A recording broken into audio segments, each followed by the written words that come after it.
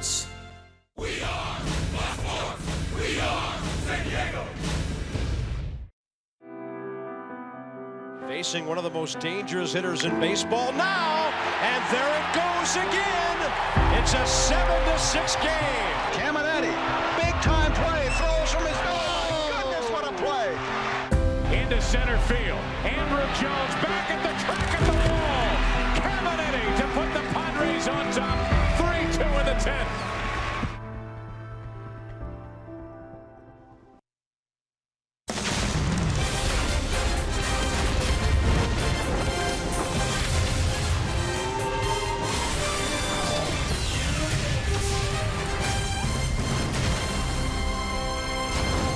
Last night, Phillies catcher Cameron Rupp homered for the third consecutive game, had a double, and Rupp knocked in 4 of the Phil's runs in a 5-4 victory. Game 2 tonight as we welcome you on the induction of Ken Caminetti into the Padres Hall of Fame. Mark Grant, Dick Hanberg, we applaud another wonderful ceremony and a great addition to the heritage of the San Diego Padre organization. Tip of the cap to the Padres organization and to the warrior, the guy who gave it all each and every night, Ken Caminetti, now a Padre Hall of Famer. Congratulations to Ken Caminetti and his family. All right, running late because of the ceremony, so we'll quickly get to that first pitch. Let's talk about the men on the mound. Paul Clemens makes his third start. Well, one thing for Paul Clemens, if he has his control tonight, not only with the fastball but the curveball, he's got a pretty darn good curveball. We saw it in the last 4 starts. If he gets that feel early, then he should be able to go down deep in the game. But his one kryptonite, in 23 innings, he's given up 8 home runs. The 1-2 record, the ERA, he's got to bring that down. So for Paul Clemens, it's all dicing and slicing that plate and getting that curveball over for strikes early. And we're going to see the major league debut of a 22-year-old Jake Thompson. He's 8-0 his last 11 minor league games. This kid's got some tremendous upside. 95-mile-an-hour fastball. He's got a good slider, a curveball that are above major league averages. He'll throw in a changeup as well, but tremendous upside. And this one kid, not only does he possess that type of pitch, but he also has some guts out there. This kid's a warrior himself out there, so he's going to give it his all in his major league debut. Well, the Padres are getting a little tired of the Phillies taking advantage of them. They're now 4-1 on the season and have just owned Petco Park on their visits previously here to downtown San Diego. So time to pay amends. It's the Padres night this Saturday.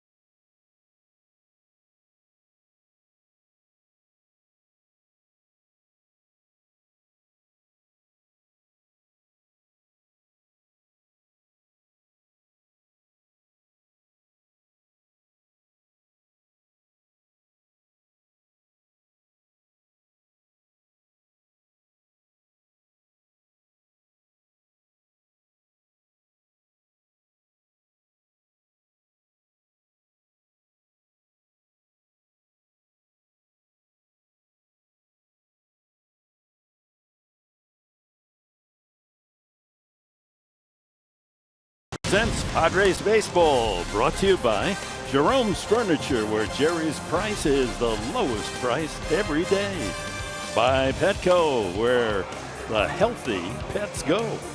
By Pinnacle on the Park. Make your new home here. Visit pinnacleonthepark.com for details. The three Caminiti girls all sharing the ceremonial first pitch, and daughter Kendall, a nice speech on behalf of the Caminiti family and accepting the Hall of Fame induction of their father, Ken Caminiti. 75 degrees on this Saturday night, baseball night here in San Diego, as we're set to go game 2 of the 3-game series.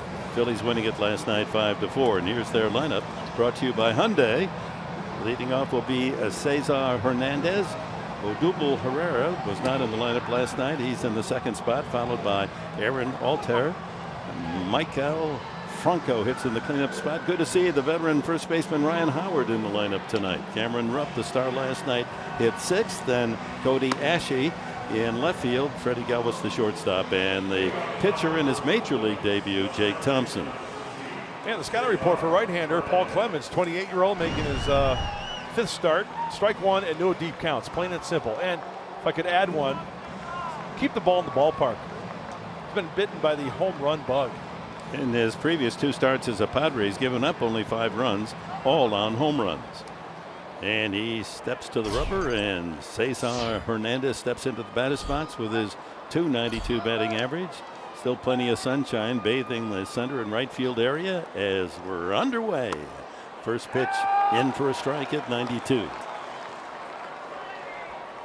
Hernandez followed by Herrera and then Alter.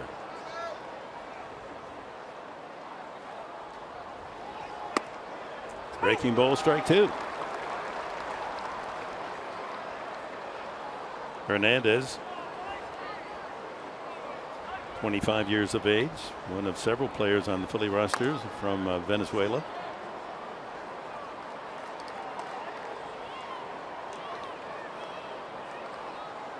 Plate umpire tonight, Mike Everett, the crew chief, with Baker, Timmons, and Hoberg on the bases.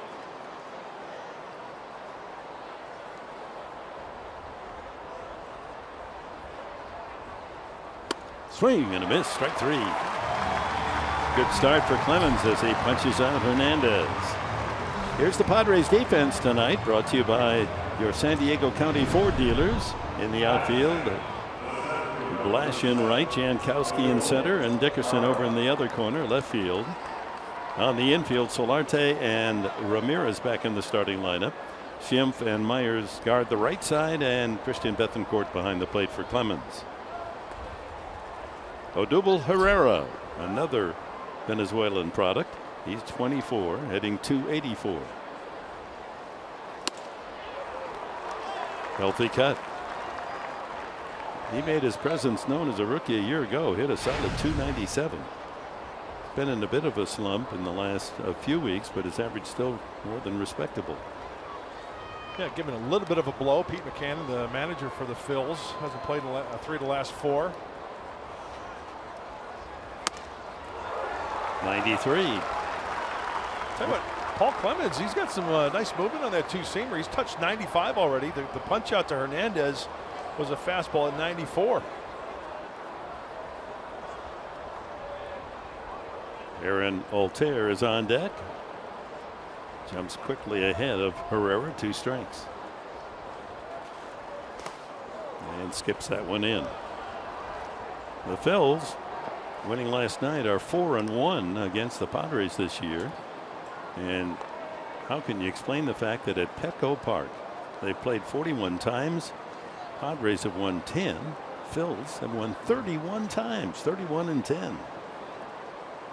Pete McCannon, his second year, was the interim manager a year ago. Backs him off 2-2.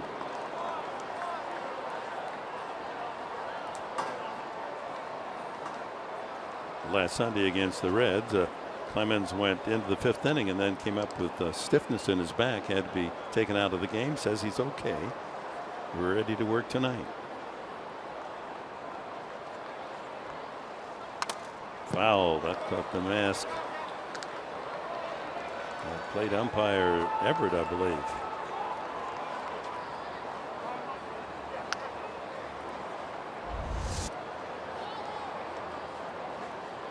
Oh, boy. Men in blue, they're tough too. Oh, yeah. He's smiling. It's all good. And Christian Bethencourt doing the right thing, going out and having a little chat with Paul Clemens to just give him a little bit of a breather. Hey, that might get you an inch or two off the corner, you know. Never know. So 2-2. Herrera leads the team in runs, hits, walks.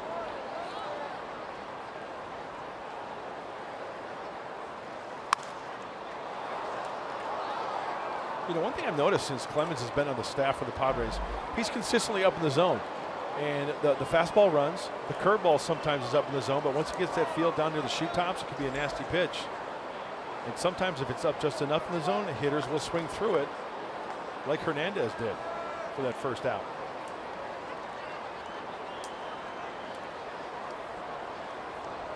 Some tricky shadows at this hour before 6 here in San Diego.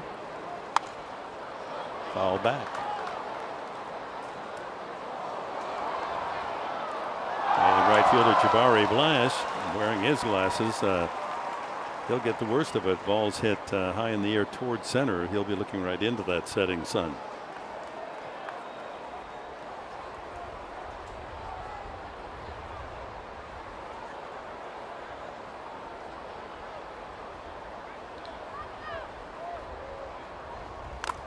Fouled again. Quite a battle. Yeah, look at all those pitches. Only one with the exception of pitch number 3 on the Fox tracks. Everything's up in the zone. 9th pitch of this at bat coming up. I'm not saying it's a bad thing, but I mean, when you throw 95 and have movement, yeah, you can get away with that. They won't get on top of it. You just don't want to drop it another 6 inches down. Yeah. Into the wheelhouse of these hitters. Pops him up near the Padre dugout. That'll be out of play.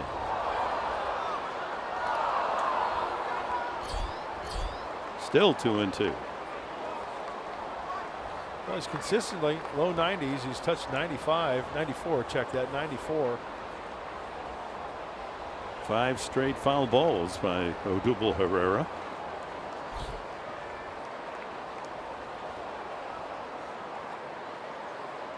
Came up last year, part of the rebuilding program as the Phillies have gone to youth. Got him. That's a hard-working strikeout for Paul Clemens. He's got Hernandez and Herrera to open the game. Two-seamer in, or maybe the four-seamer. Looked like a four-seamer in, ties him up.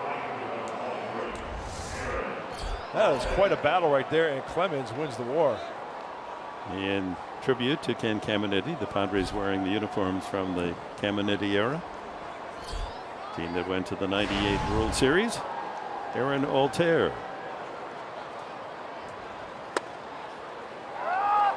Strike one. 25-year-old Altair. Just 31 at bats so far with 8 hits.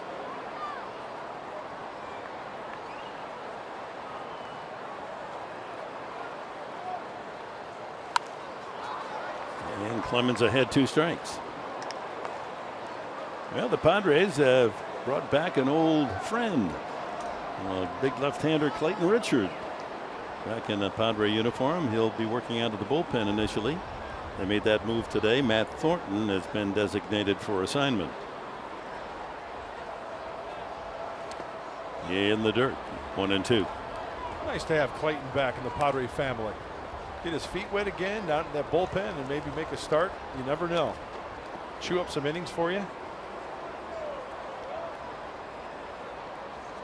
Former University of Michigan Wolverine. Went there as both a baseball and a football player. He was an outstanding football star in his native Indiana. 1 ball, 2 strikes to Altair.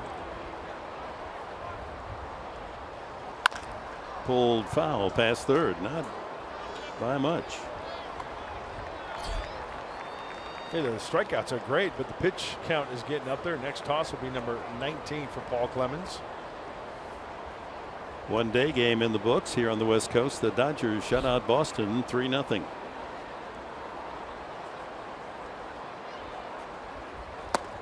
Curveball bends outside, 2-2.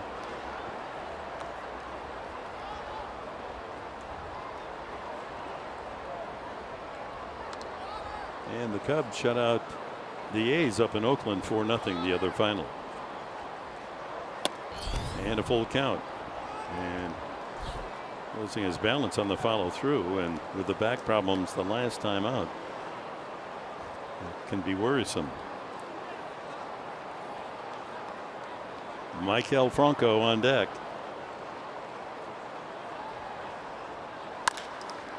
Couple of hops to Ramirez.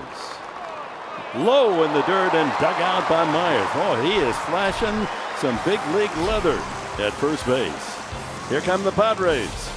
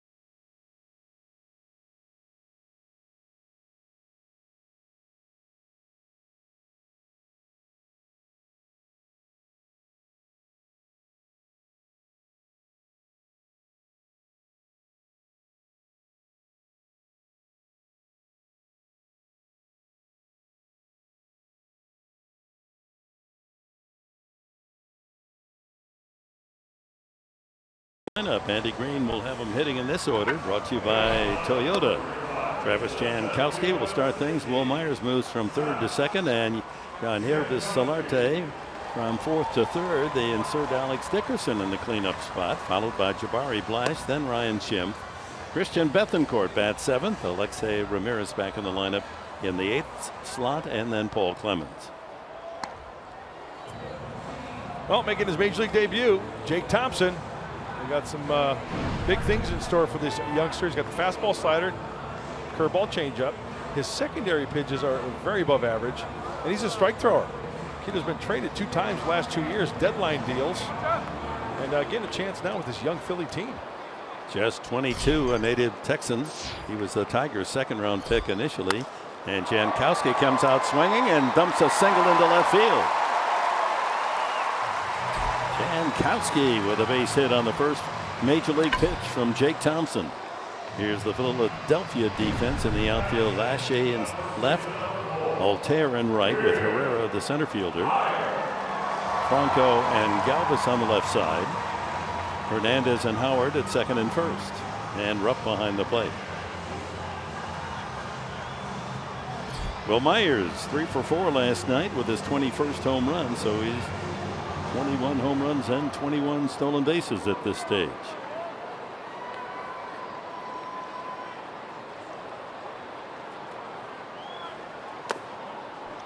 Low ball one.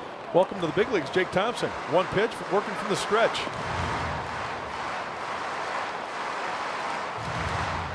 Ryan Howard holding on Jankowski.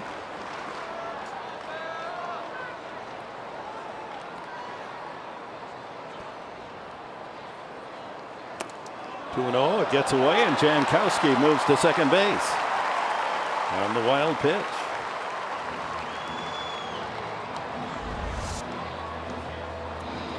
Four-seamer down and away. Yeah, backhanding the ball, it's a lot tougher to stop it than sliding out there and using your body. Yeah, I think Rupp's got it. I think that's a very catchable ball for Cameron Rupp.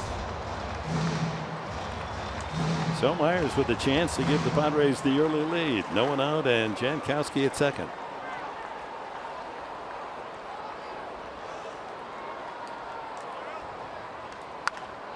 Watch out.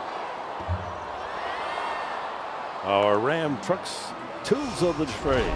Well, hopefully as this August goes on and gets hot, Will Myers continues to get hot even more as he was early in the season.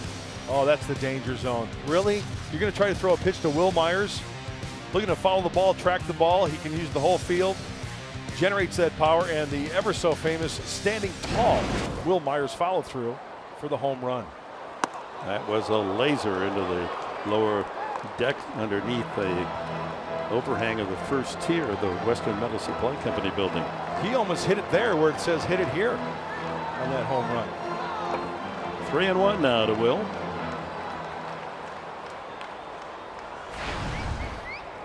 Average at .279, club leader in home runs and RBIs.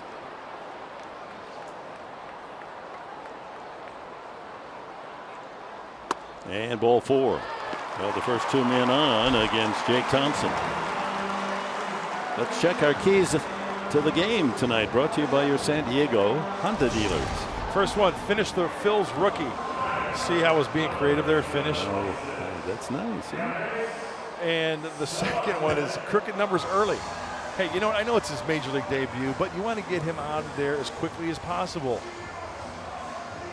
Not only is it his major league debut, his fans saluting Ken Caminiti into the Hall of Fame, the Padres Hall of Fame tonight, and those jerseys given away to all fans in attendance, part of our baseball night Saturday night in San Diego.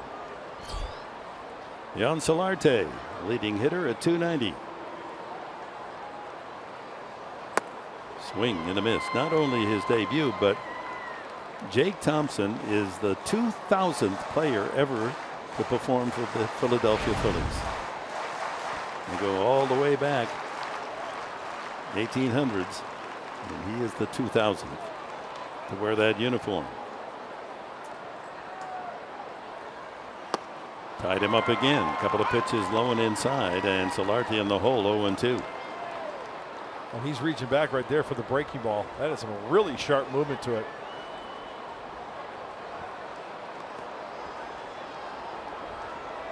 Came over to the Philadelphia Phillies at the trade deadline a year ago in the trade from Texas that sent Cole Hamels to the Rangers. Up the middle, skips by and into center field. Jankowski will score easily. Throw back behind Myers, and he scrambles to the bag. 1-0 as Solarte delivers. Pounded it right back through the box. Might even have gotten a piece of Jake Thompson on its way into center field. That ball smoked. Talk about hockey suit. This one gets through. Incoming. Return to sender.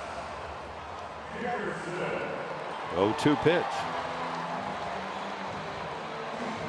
I'll tell you what, 2 strikes you got to protect, but when you get one right down the middle, it's like your eyes just get as big as saucers and you are hacking. Nice aggressive swing by Yangervis Solarte. Just taking it right back where it came from. Not trying to get froggy and pull that ball. Alex Dickerson hitting cleanup. Pulls it foul past first. Dickerson at .287. Closing in on 100 at bats as a big leaguer. 6 home runs.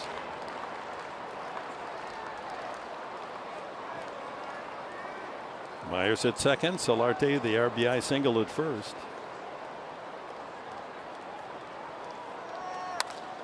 Line to right. And Altair is there, and a quick throw back in. Now Dickerson hits a shot, but directly to the right fielder for the first down.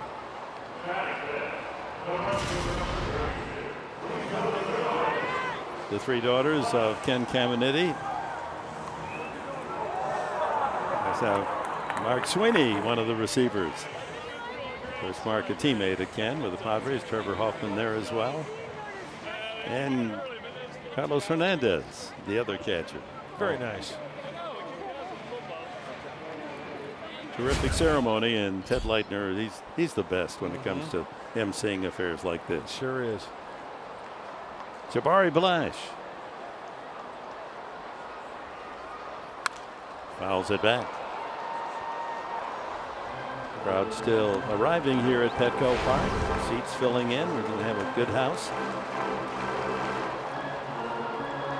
Tomorrow, the final game of the homestand.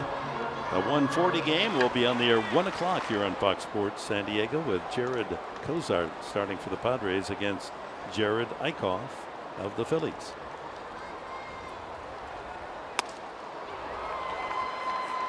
Tried to double clutch on the breaking ball. 0-2. 8 for 40 so far for Blash.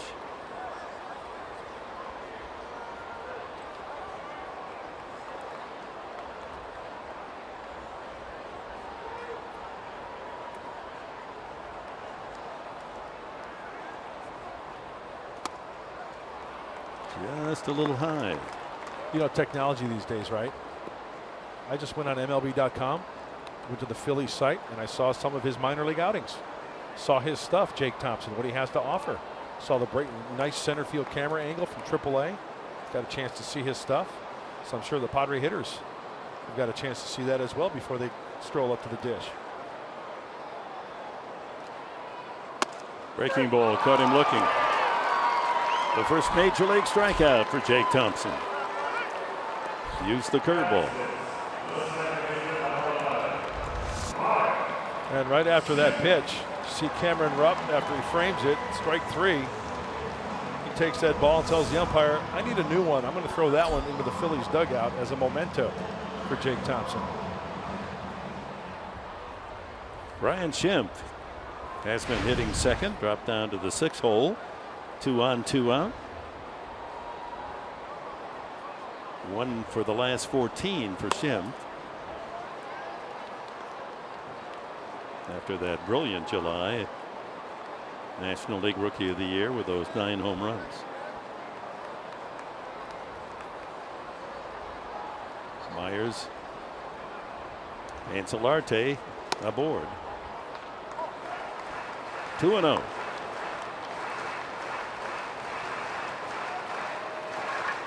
Well, Thompson's going to find out really quickly at this level. You just can't rear back and throw in a pitcher's count, or a hitter's count rather, with a fastball. You got to spot it. They've turned around some pitches quickly tonight.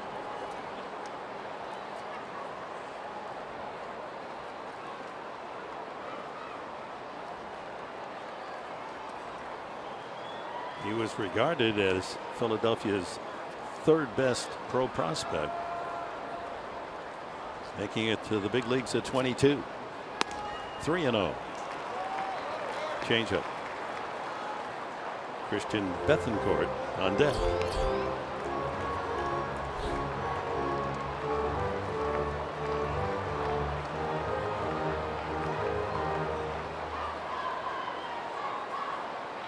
One nothing Padres. A single Jankowski, a walk to Myers, and an RBI single to center Jan Solarte. That one's high and far, but way foul.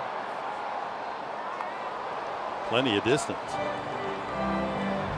Just out far out in front of it, just a little bit too much. Chance to swing 3-0. So the 20th pitch of the opening inning for the rookie. Those Caminiti jerseys well worn. Lots of 21s to show tonight.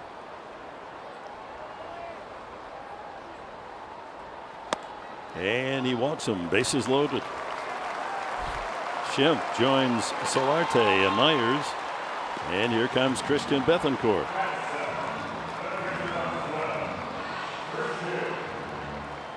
.250 average for the backup catcher, all-purpose player, outfielder, emergency pitcher. Padre over every pillow. Myers, Solarte, and Schimpf.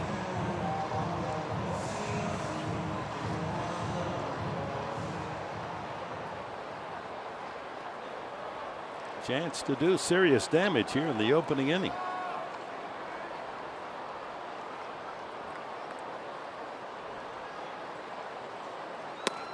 Oh, that's a good breaking ball. He had Bethancourt back in the way. Nothing wrong with that, because that's sure strike 1, but that was right on the outside corner. Not much you could do with that pitch there.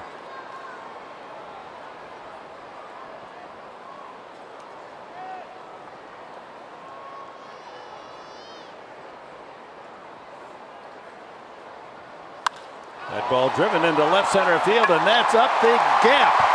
1 run scores. Myers in. Solarte in. Here comes Schimpf. He will score on a bases-loaded double. Christian Bethancourt.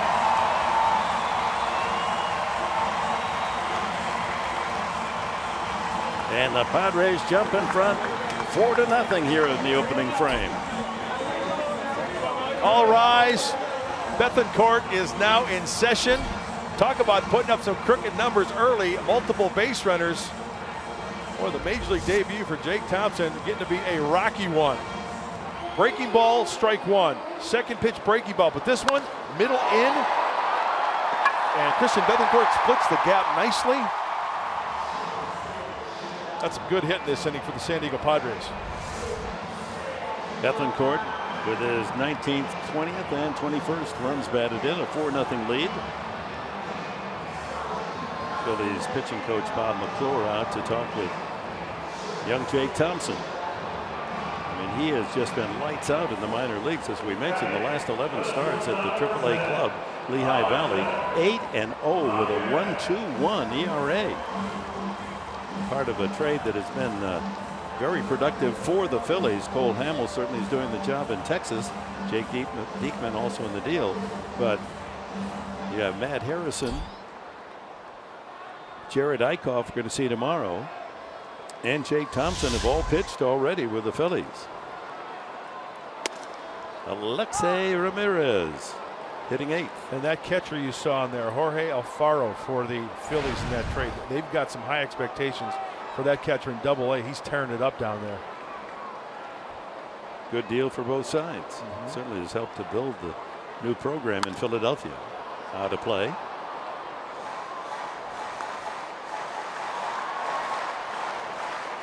RBI single Solarte and a 3-run double from Bethancourt, giving the Padres the early 4-0 lead.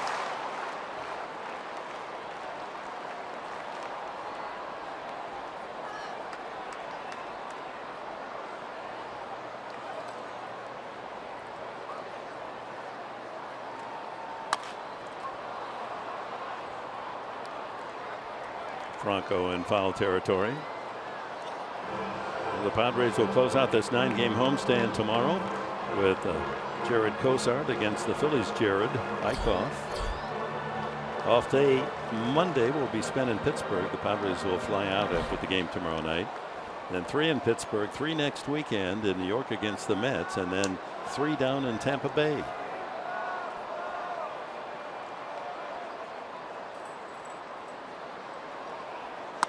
Breaking ball. 1-2. I'm sure there's a lot of thinking going on right now between the ears of Jake Thompson. It's like, oh my goodness gracious. This didn't happen to me in Lehigh Valley. I was throwing those pitches by hitters. Bethancourt out at second base. 1-2. Lots of souvenirs early here in this first inning. Better call up the equipment truck and bring in another 144 baseballs. They gave away the Caminiti jersey. I don't think they had planned to give every fan a ball, but that's the way it's headed. That's an expensive night. It's a good thing.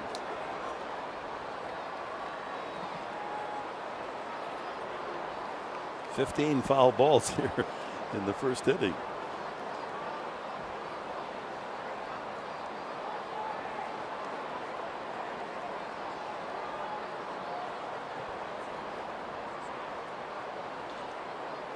Whoa.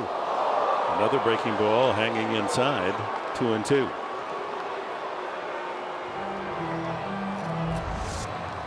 Breaking ball that just gets away.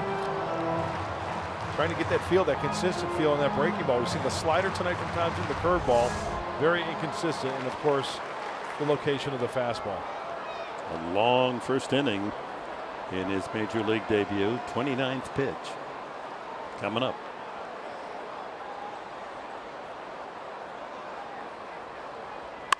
That ball hit hard but foul. Way out in front, Ramirez. Ramirez jumped off the bench last night, his first major league pinch hit, and it was a pinch hit homer. That cut the lead at the time to 4-3. Phillies would score another 5-3, and then Will Myers' home run in the 9th inning. 8th inning made it 5-4, the final score. Back with a 2-2 pitch. Ground ball to short. Galvis on the run. And the inning comes to an end, but the Padres score 4 on 3 hits. The big blow, Bethancourt's bases loaded double. After Solarte had singled in the first. And that produced 3 more, a 4-0 lead.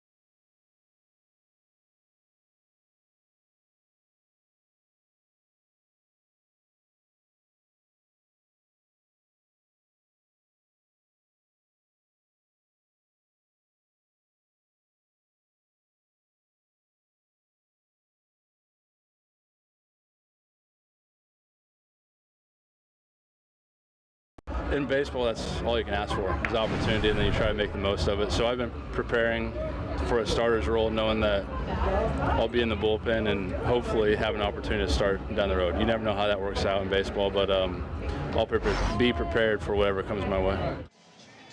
Newly minted Padre, Clayton Richard, who joined the team today here in San Diego. The Padres signed him to a major league contract after he was a free agent. Now he provides some insurance for Andy Green as far as this young rotation goes. He said he will start in the bullpen, but of course could make a spot start. And you know, guys, when you consider that 4 out of the 5 starters that the Padres have right now, Christian Friedrich, for example, who has never thrown more than 120 innings, is already at 100. So obviously this guy can lend a hand. Definitely will come in handy down the road. All right, more on Clayton Richard as we progress. Michael Franco hits it a long way but foul, leading off the 2nd inning. Matt Thornton has been designated for assignment, the 39-year-old lefty. And Clayton Richard, he's now 32, had a couple of really productive seasons. He won 14 games in 2010 and 14 in 2012 for the Padres. A workhorse. And he gave them 200+ innings. Yep. I just jumped in the time machine, seeing Clayton Richard here again. 09 to 13. It's good to have him back. And you know, Dick, I wouldn't have a problem with this team because certain guys are reaching certain innings pitched. First time they go to a 6-man rotation. Why not? I don't see a problem with that. Franco takes big swings, has 20 home runs. And just to look at Richard when he was a Padre earlier, you know, he came over from the White Sox in the Jake Peavy trade. 40 and 39. And he's an innings eater. Man, how time flies. 2009, really?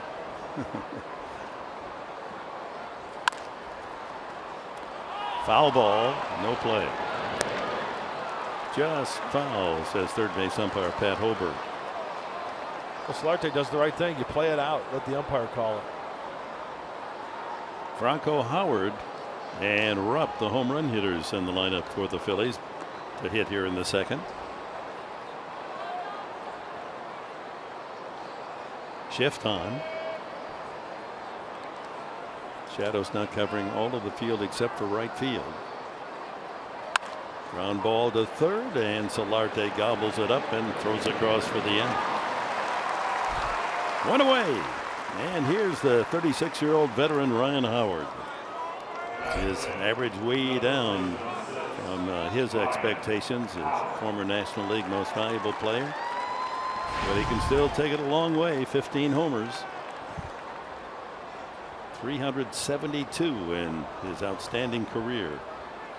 National League MVP 10 years ago. What a year that was. He had 313, 58 homers, and 149 runs batted in.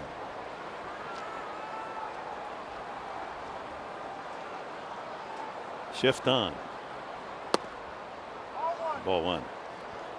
With Schimpf even a little deeper out in shallow right field because of the lack of speed of the hitter.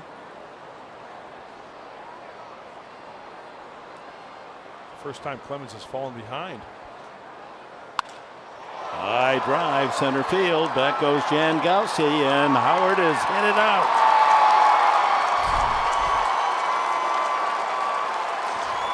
Number 373.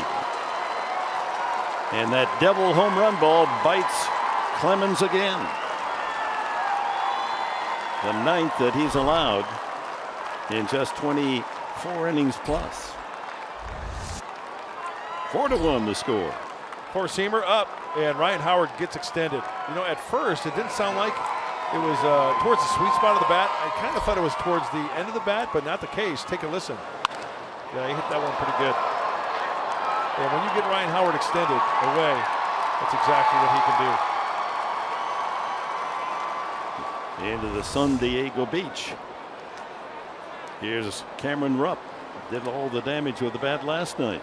3-run homer and an RBI double, knocking in 4 of the 5 Philly runs. Still knows how to drive the ball out of the park, Ryan Howard.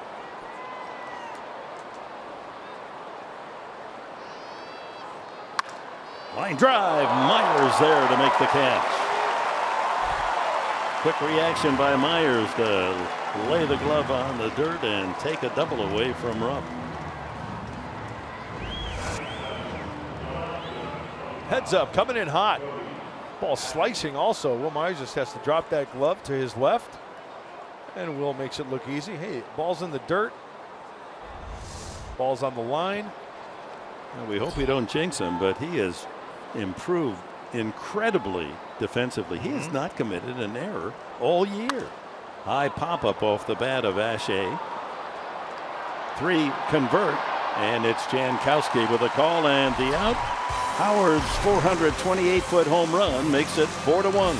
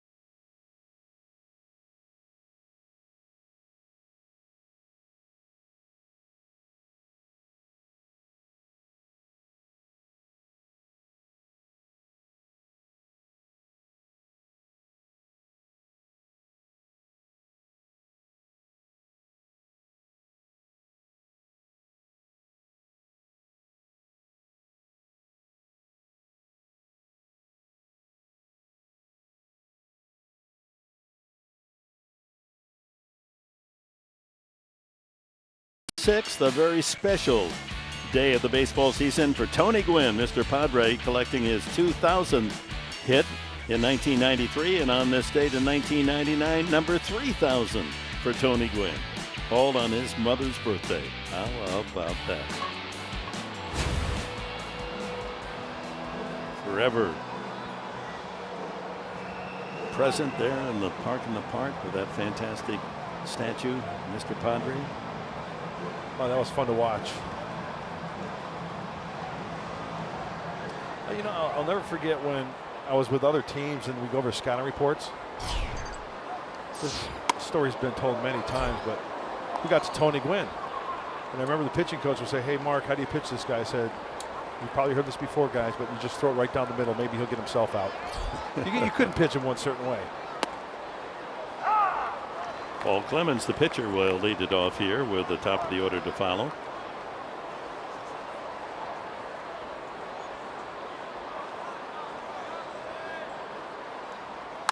Ground ball up the middle, and ranging to his right is Hernandez to get Clemens.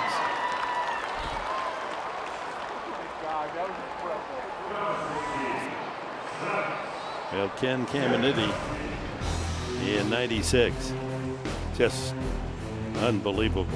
NL MVP, hit .326 with 40 homers and 130. That was a Padre record. 130 runs batted in. Right-handed lefty. How about the strength of throw from the seat of his pants? Some guys can't do that from their feet. And that those numbers, yeah, that spells unanimous MVP that year in the voting. Travis Jankowski singled to start the first inning, and Padres went on to score 4 runs. Pulled to the right side. Howard back to the pitcher. Bad throw, and they just do get Jankowski. Clemens, rather, Thompson had to lean back on the throw from Howard, and awkward play to catch the ball and get the bag. Ball behind him just in time. And just with the speed of Jankowski, Howard knows, Thompson knows, hey, no mistakes on that play. That's an infield hit. So a couple of ground ball outs to open the second. Here's Will Myers.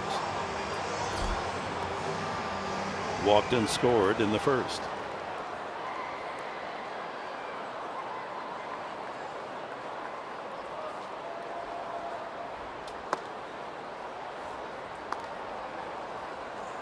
Myers, a .343 hitter at home.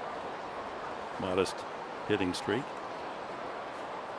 Top 4 in the National League in home batting average. For whatever reason, he goes on the road, and it's a drastic difference, dragging down that average away from Petco.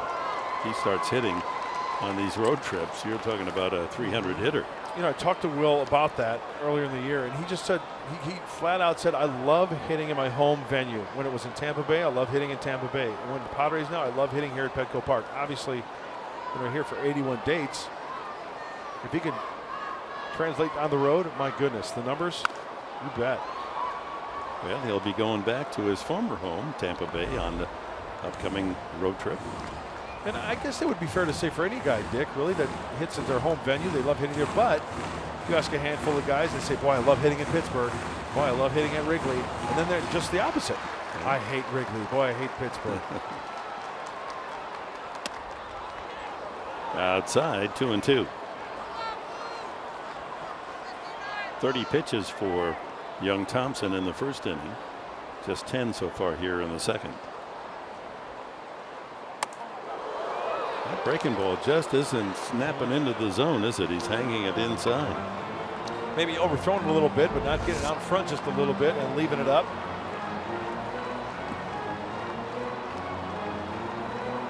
So Myers, who walked the first time, runs the count full.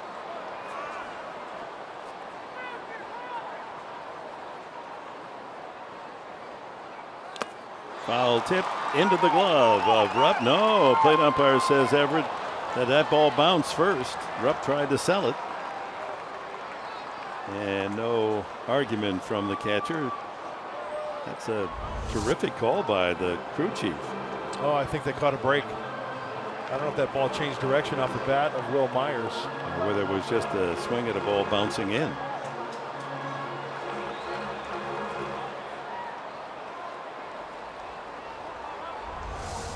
So 3-2 it is. Sharply hit right to the second baseman Hernandez, and a 1-2-3 inning for Jake Thompson, all on ground ball outs.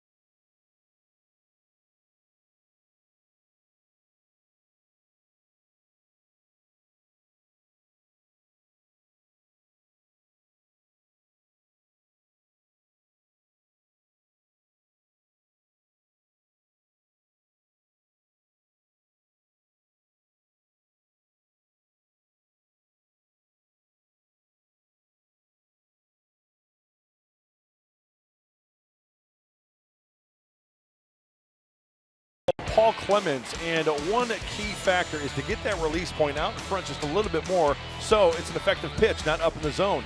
He will freeze hitters with the best of them. Darren Ballsy says when he gets out in front and really spins it, he's got a good one, and you see the results here, what you're watching Paul Clemens. But tonight, he's been leaving it up a little bit, and all it takes is just a little bit more out in front to be effective with that curveball. Freddie Galvis starts it for the Phillies here in the third. Switch hitting shortstop, hitting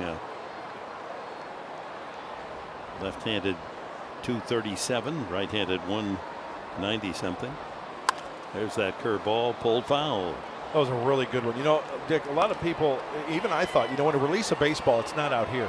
When you look at slow motion, the ball comes out of a pitcher's hand right about the bill of the cap, okay? So I'm talking maybe that much the difference between a curveball up in the zone or a curveball down in the zone at the knees or below. All it takes is that one little bit. But you imagine yourself maybe extending your hand. If you're a pitcher, you're having difficulty. Gosh, I can't get my curveball down. I can't get my curveball down. Imagine your fingertips maybe just a little bit more out to the front of your cap to where you get out there and you get that feel and you snap it. Because if you're casting it out here like a fishing rod, that's not good. You want to get up on top and throw it down towards the bill of your cap so it's down in the zone. High fly ball shallow in center to Jankowski, an easy chance, and Galvis is gone.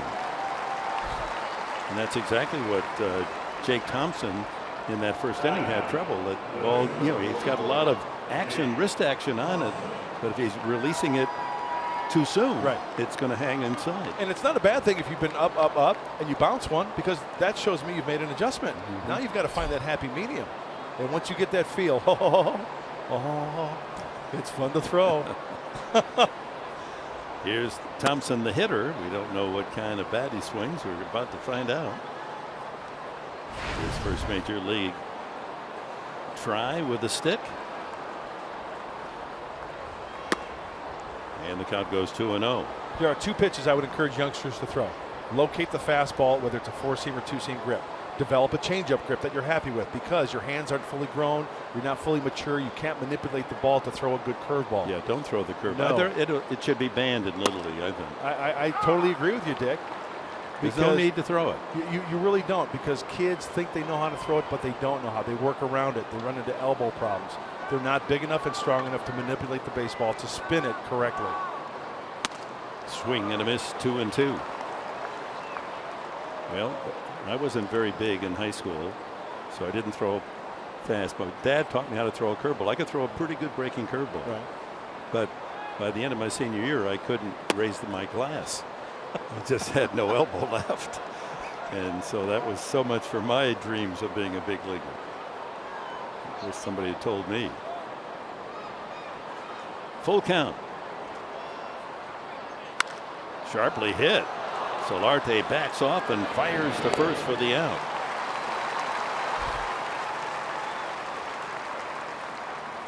Let's take a look at Jake Thompson on the left. Now, see, he's getting it out there. Now, okay, now where is the result of the pitch? It's up and in. So he just needs to get it out in front just a little bit more. On the right is Clemens. Now that's where you want to be. You got the bad swing, you got the good location, and it's just a matter of maybe 3, 4, maybe 5 inches on the release point out in front that makes that big difference in a good located curveball. Here's leadoff hitter Hernandez, struck out swinging the first time. Up high with a fastball, but swung on and missed. Now that big curveball, if the catcher is receiving it with his glove almost on the ground, that's the perfect curveball, because that's going over the front edge of the plate at the knees. Ground ball right side. Oops. Myers bobbles, then throws to first. Not in time. And that might indeed be his first error of the season. Actually, Schimpf was in position to field it. And Myers, in this case, a little too aggressive. You got to know where that second baseman is.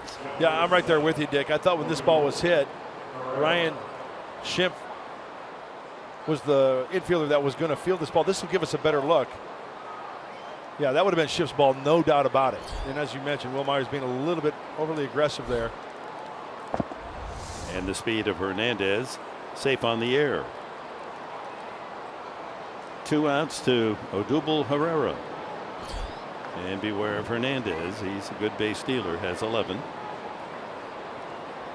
Herrera struck out the first time.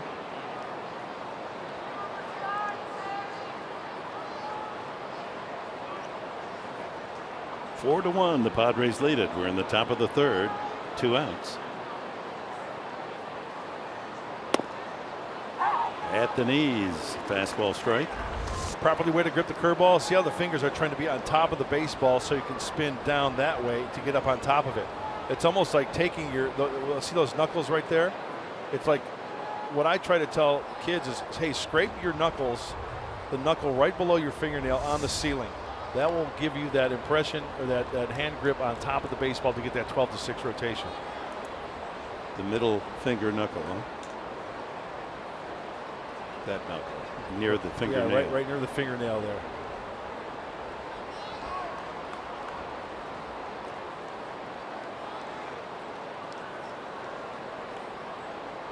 Runner goes. And it hits Herrera.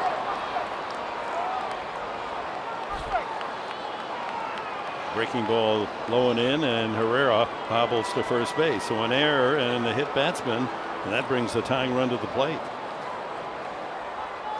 That was a curveball. Had good break to it. Back foot. Yep. Call a tow truck.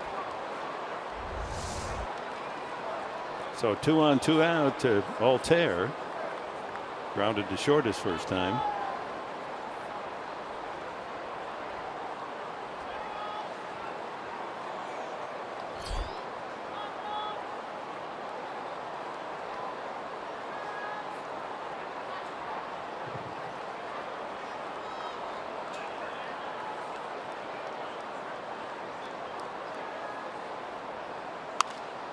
Popped him up. Ramirez easing his way into shallow left, and that'll do it.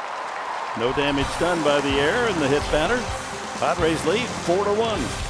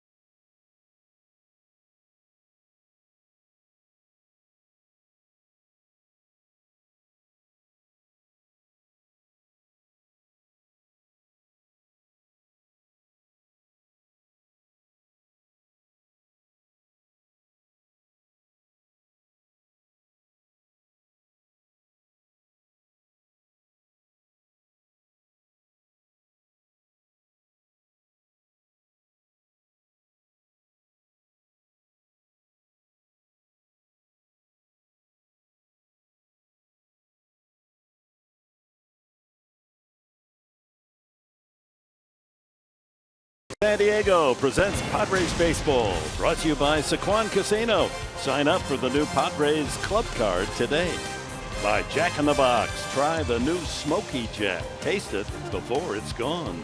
And by Mercury Insurance. We're on a mission to save you money. Log on to mercuryinsurance.com today. Christian Bethancourt with a bases loaded double, driving in 3 runs in the first inning as the Padres took an early 4-0 lead. Ryan Howard's solo home run, 4-1 as we go to the bottom of the third. Solarte, then Dickerson and Blash. Solarte singled up the middle, drove in the first run in that first inning. 1-1. Healthy turnout here on the Saturday night. Saluting Ken Caminiti, inducted into the Padres Hall of Fame in the pregame ceremonies. Joining Ted Williams in the class of 2016 Hall of Fame class. You've been down there, right, Dick? To the Hall of Fame. It's beautiful, isn't it? They've done a great job. 2-2 to Solarte.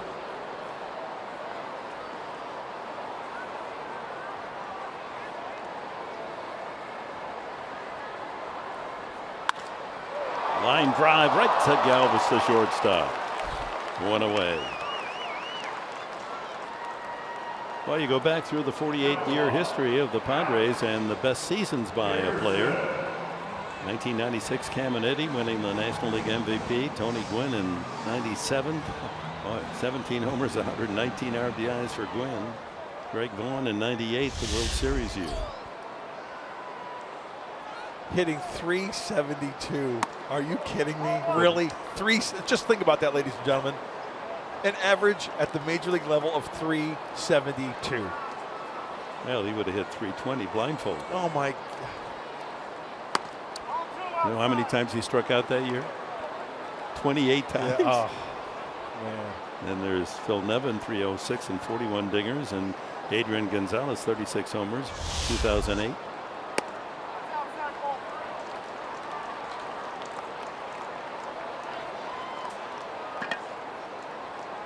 Alex Dickerson lined out to right field his first time, 3-0. Lays in a fastball at 90.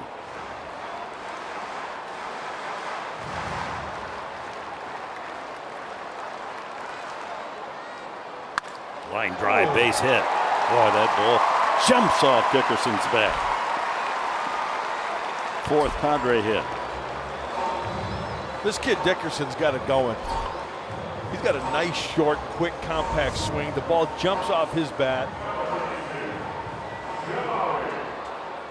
Watch the top hand come through. I mean, that's that level swing, finishing off level, not the big high. You know what I mean by that, Dick? Not the high finish, but he's through the baseball and then finishes nicely. Poway perfection. There you go. Jabari Blash took a 3rd strike his first time.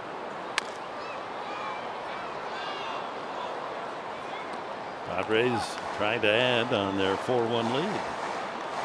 Professor, you want to scrape your knuckles on the ceiling? That means you're throwing a good curveball, right? I'm going to go right after the game tonight. Going to go into my living room. But what if the ceiling, the ceiling's too high? You got to get up on the ladder. Oh, there you go. I'm going to throw a couple more nuggets, and then we'll watch these 2 pitchers twirl that curveball up the rest of the evening. 0-2. Your fingernails right here, that knuckle right below the fingernail. Right. That's the 4-seam grip. Get all 4 seams going. Scrape that on the ceiling, and that you're going to pretty much get a good rotation. Secondly, take a water bottle, play catch with it. If you could flip it like this, get that rotation. Sorry about that, fans. Yeah. Like this, right? You're throwing it. If you get that out of your hand, that means you're getting a good rotation, and that's how you throw the curveball. Let's try that one more time. Watch out, Professor. This might bounce your way. Oh, sorry. Sorry about that. My bad. Ball 4. My bad. Hit batsman. Take your base. Sorry, guys. Ball 4. You get the idea, though, right? Yeah, I guess so. You don't have to demonstrate again. 2-2 now to Blash. Be sure to recycle that. No, you don't want to do that with a soda bottle or a beer No, bottle. no. Good thing. It was just plastic. Dickerson at first. High fly ball. Shallow left. In comes Ashe. 2 away. Oh, no. Oh, he's hurting. What is that? He's saying this is how you throw a curveball. One finger. I hope he doesn't fire that bud can back at us. Ryan Schimpf walked and scored. He loaded the bases with his walk in the first inning, and Bethancourt brought in 3 men with his double to left center.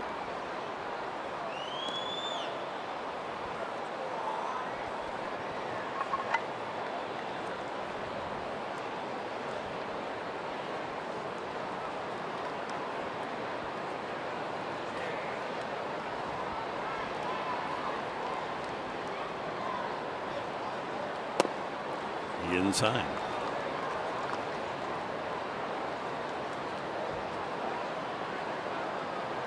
He's a big guy, 6'4" and 225. Jake Thompson. There's a Schimpf fan. Saw her here the other night.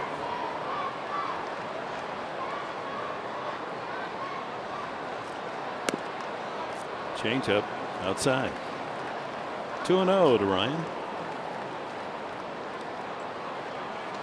Bethancourt would be next.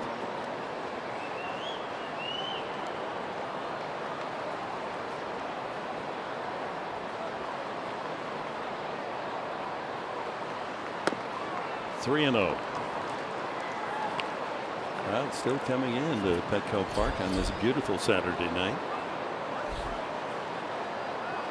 Looks as if there's going to be close to 40,000.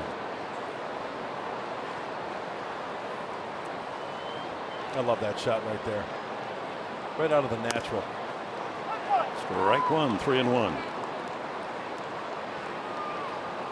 Somewhere Glenn Close is supposed to stand up and root on Robert Redford. Roy Hobbs, that is.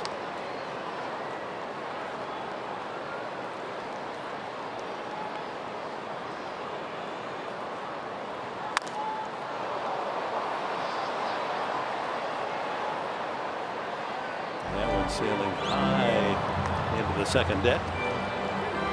Full count. Dickerson will have a running start. Howard motioning to his pitcher that he's going to play behind the runner. All right. That's great.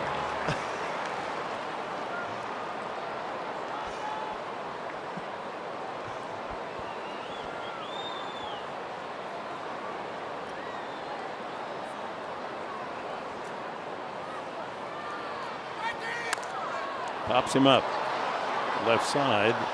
Actually, the catcher Rupp right almost on home plate up the elevator shed. On to the fourth.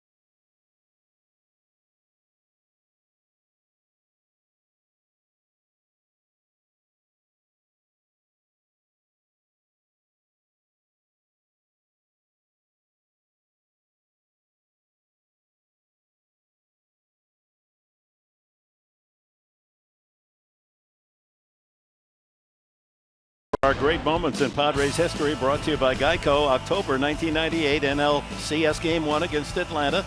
Braves rallied for a run in the ninth off Trevor Hoffman, tying it 2-all. Then comes Ken Caminiti, a home run to give the Padres a 3-2 lead and a win in Game 1 of the NLCS. Ken Caminiti inducted into the Padres Hall of Fame tonight, and part of the ceremonies, his teammate Mark Sweeney down on the field. What a great night, guys, and spectacular. I got to spend some time with Nancy, his wife, and his 3 daughters. Line drive, base hit, sharply struck by Franco. Left center field, Dickerson bobbles the ball, so Franco's, whoa, he puts on the brakes. He was coasting around first base, and then he saw the bobble in left center field and was too late to take advantage, and holds there at first base. You were able to talk to the family. Yeah, and I got to see Nicole Lindsay and also Kendall. She did a great job. Kendall did a fabulous job on her speech. I know she was nervous, so commend them, but I really commend Nancy. And the reason why I say that is that you think about all that's happened with Ken Caminiti, how exciting it is. There's the girls. And what Nancy has done, and those girls are flourishing. They look happy. They're very excited for tonight. And congratulations to them, because it is a special night. Ryan Howard homered to center field, right center, and he drills this one to right field. That's going to be up against the boards on one hop. On his way to third goes Franco, and into second, the old man with a double.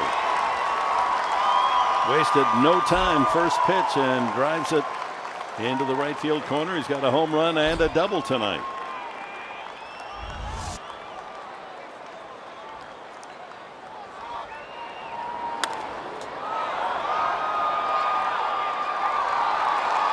Doesn't run like he used to. Tippy-toeing his way around first. Boom! Oh.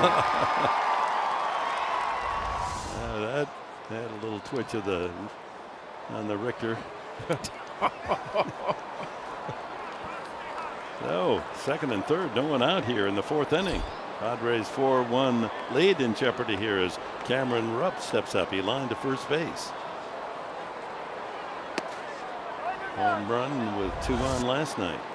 So here's the start of the game. 47 Clemens, and apparently heavily perspiring. He wanted to get a dry jersey. He comes up with 91 Player. Go on, player. It's not Gary. That is strange. I don't think I've ever seen that. It should be P-L-A-Y-A-H, right? Yeah. Playa. I had a jersey that spelled my name wrong. Sweeney with 3 E's. Really? Yeah. And I actually was playing that game, which was shocking. That's But funny. I played right field. S-W-E-E-E-N-Y. Sweeney. Yeah. That's like the San Diego Soccer Julie V. Well, I know Spencer Dallin, the best clubhouse guy out there, would never have that happen. Brian Perlman was the guy that ended up doing that. So I'll blame Brian down there. The way this inning's going, Paul Clemens may want to go back into the clubhouse and get his original jersey. A line single by Franco and a line double off the bat of Ryan Howard. 2-1 now to Cameron Rupp. I think it would have been appropriate if Paul Clemens thrown on one of those giveaway jerseys tonight on Ken Caminiti night. Oh, that'd been cool, huh? Just as long as you want a dry jersey, wear a Caminiti. That is really strange. Why Player? That's what. There's got to be a story behind that. We'll get Julie on the case. 3-1 now to Rupp. Sharply hit deep to short. Nice dig by Ramirez, and then he throws wild, and Rupp is safe. Run scores. Franco from third makes it 4-2. Howard holds at second. And an error charge to Ramirez. Makes a nice stop and then misfires. No RBI. Or maybe there will be an RBI in that. We'll see how the score rules. Had plenty of time to make a good throw. Just worked underneath it. Credit Rupp with an RBI. Even at Had it not been an error, the run was scoring. Now the tying run aboard. Rupp at first with Howard at second. Still no one out. Ashe, strike one. Fly to center his first time. Couple of miscues by the Padres tonight.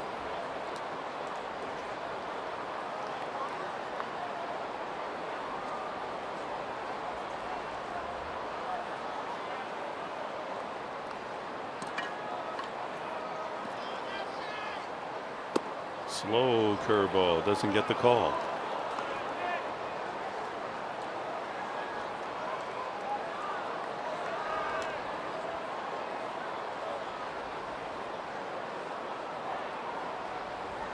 Apparently we're getting word that there was pine tar on the uniform of Clemens, and the umpire forced him to go change it. Ground ball sharply hit. Nice play. Myers, one there, back to first, no throw. Boy, that's a tough play, as Myers had to go right over the bag to field it and then make that strong throw to get the runner going from first base. Rupp. You know, we've seen so many things from Will Myers at first base, but one thing you have to say, he is a very accurate thrower when he has to throw to the bases. And that has a lot to do with the comfort level of the release point when he's throwing. That's not an easy throw to make with that runner barreling down to second base. That's a big out over there, because that would represent the tying run at second base. Watch his footwork, which is really impressive. So he turns naturally, already in that throwing motion, but accurately to Ramirez on the outfield side of second base. Howard to third, the tying run. Ashe at first.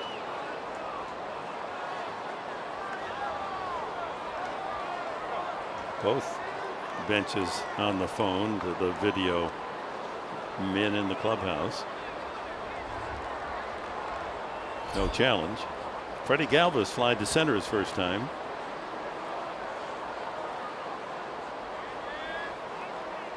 Solarte in on the edge of the grass at third.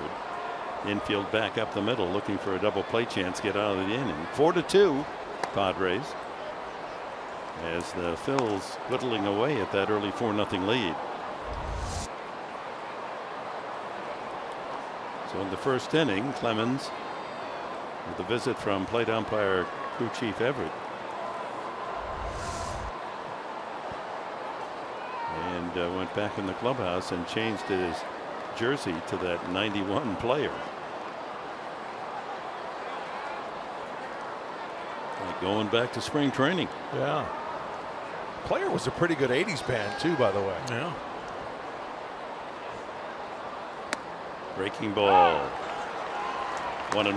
Well, when you think about it, they're making these throwback uniforms. Not many are going to have duplicates of the same number, because they wear them so infrequently. So most likely you're not going to have a backup, but if they are going to have a backup, Spencer Dallin and his staff are going to get it done. 1-2 on the fastball. Well, in the old days, it was a clubhouse guy. The equipment manager was easy. You wore grays on the road and whites at home. That was it. Now you've got pinstripe throwbacks. You've got the military uniforms tomorrow. They'll be in the blues of the U.S. Navy tomorrow. Runner goes from first and a ground ball to second. No play at the plate. Schimpf gets the out at first. It's 4-3 as Howard scores. Credit Galvis with his 41st RBI.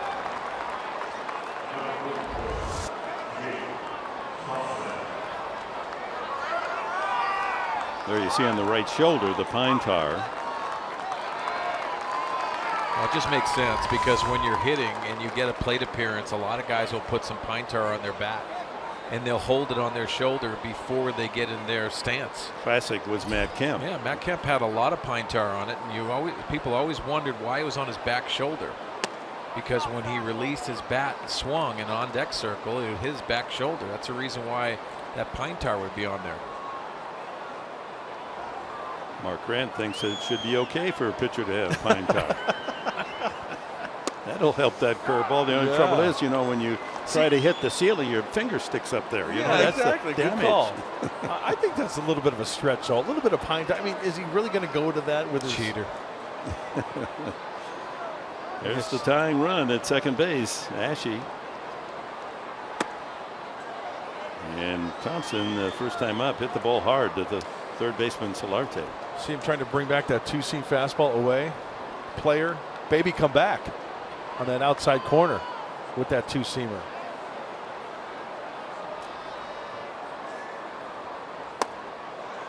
Three and one to the pitcher. Clemens has not walked a man. Struck out the first two batters that he faced, no strikeout since, and he's hit a batter. Well, Thompson the last time hit a fastball hard down to Solarte. This one chopped up the middle, a tough play, saved the run, and safe at first base with an infield hit as the pitcher. So that ball gets through, it ties it up, but Schimpf able to hold the ball, keep it on the infield, and with two away, they'll go to the leadoff man Hernandez. Well, here it is, the 3-1 count. First major league hit for Thompson. It's a nice play by Ryan Schimpf, keeping on the infield, and his priority is a man on third base, not scoring, not going around third base. Darren Balsley out to talk with Paul Clemens. In the inning, Franco lined a single to left. Howard doubled into the right field corner. Rupp was safe on the shortstop error. Then the fielder's choice, Ashe. The ground ball out, Galva scored another run. Now Thompson with the infield hit first and third. 4-3 the Padre lead. And they're going to save that ball for Thompson. So he's got two to take home, one for his first strikeout in the initial inning when he got Jabari Blash, and now his first big league hit. Hernandez has struck out and safe on an error. Will Myers. Hey, that was kind of neat. Ken Verdone down by the Padre dugout, the authenticator for the Padres. Well, that pitch was clearly in the strike zone. Ball one. There's Ken, former SDPD, retired. We'll put that little hologram sticker on there and verify everything, authenticate it.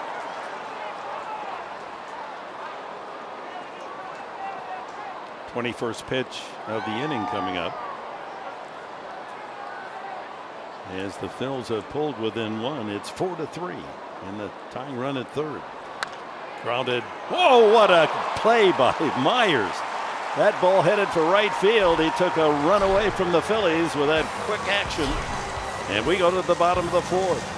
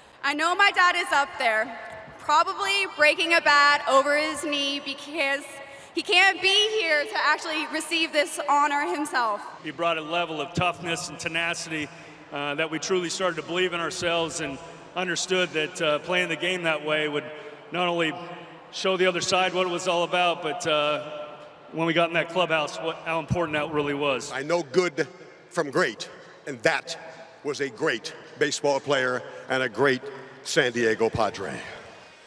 A taste of the pregame ceremonies honoring Ken Caminiti, his family here. Great job by Ted Leitner, the MC. Mark Sweeney, you were right down there on the field and could feel the vibrations from the audience themselves. Yeah, it was great. And Teddy did a fabulous job. Obviously, our future Hall of Famer, Trevor Hoffman, got up there. The girls did their speech. But thinking about Cammy, and I have, it's one of those. Bethancourt, he's doubled to left center, and this one's to right center field, a ground rule double.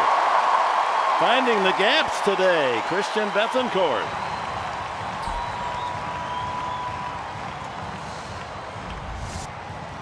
First pitch hack into Mark Sweeney.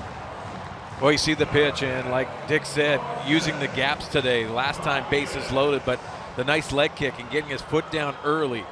So then he can explode on the baseball. When it's pitched away, you hit it where it's pitched. And Bethancourt shoots that gap into right center. A pair of doubles tonight.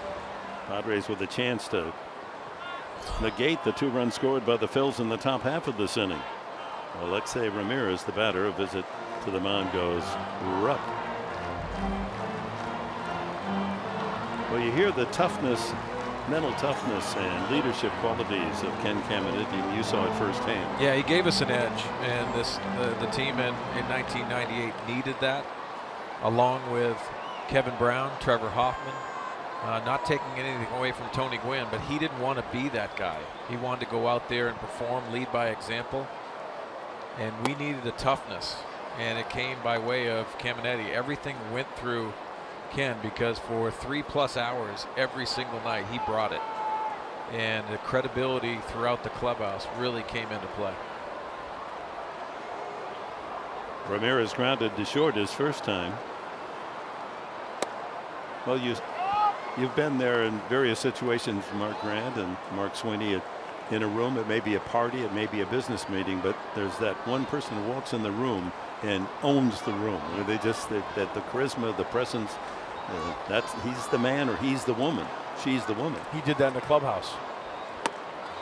I was fortunate enough to maybe spend 2 months with the Astros in 1993, and the other guys that carried that was Bagwell, Biggio, Caminiti was a big part of that. Luis Gonzalez, and you know what? He was a guy, Mark Sweeney, that where he would call you out if you weren't giving your best effort. He would call you out because he was giving his best effort, and he wanted you to do the same. Yeah, and he was accountable. He was, and he led by example as well. Ground ball to short, running in front of the play, and does he make it? No, he's out. But I thought he got in there in time, even though Bethancourt, that's a base running no-no. Ball hit in front of you, you don't try to advance to third. He may have made it in there. But Mark McGuire is shaking his head, no, let's not challenge. And he's out. No challenge. Let's see here again.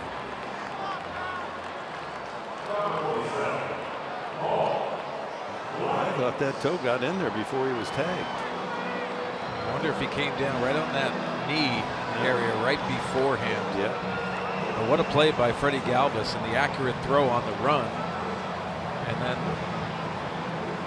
the tag applied.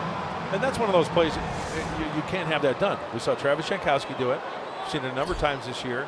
And that's something that's very, very coachable. Well, in fact, it's happened in the homestand, so you would think that Bethancourt would have learned from Jankowski getting thrown out on a similar play. Well, what they go through, Dick, is there's so many times where you want to be aggressive on the base pass, and that's been preached. As we see Clemens with a real number back to normal. But you want to be able to let them be aggressive. There's the throw to second. And back to first, an easy double play. Clemens didn't run.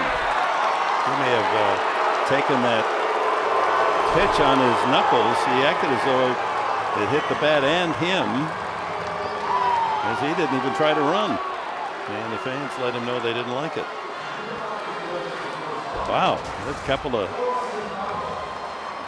what? What happened there? I mean, he's mad about something. Got to run it out. Come on.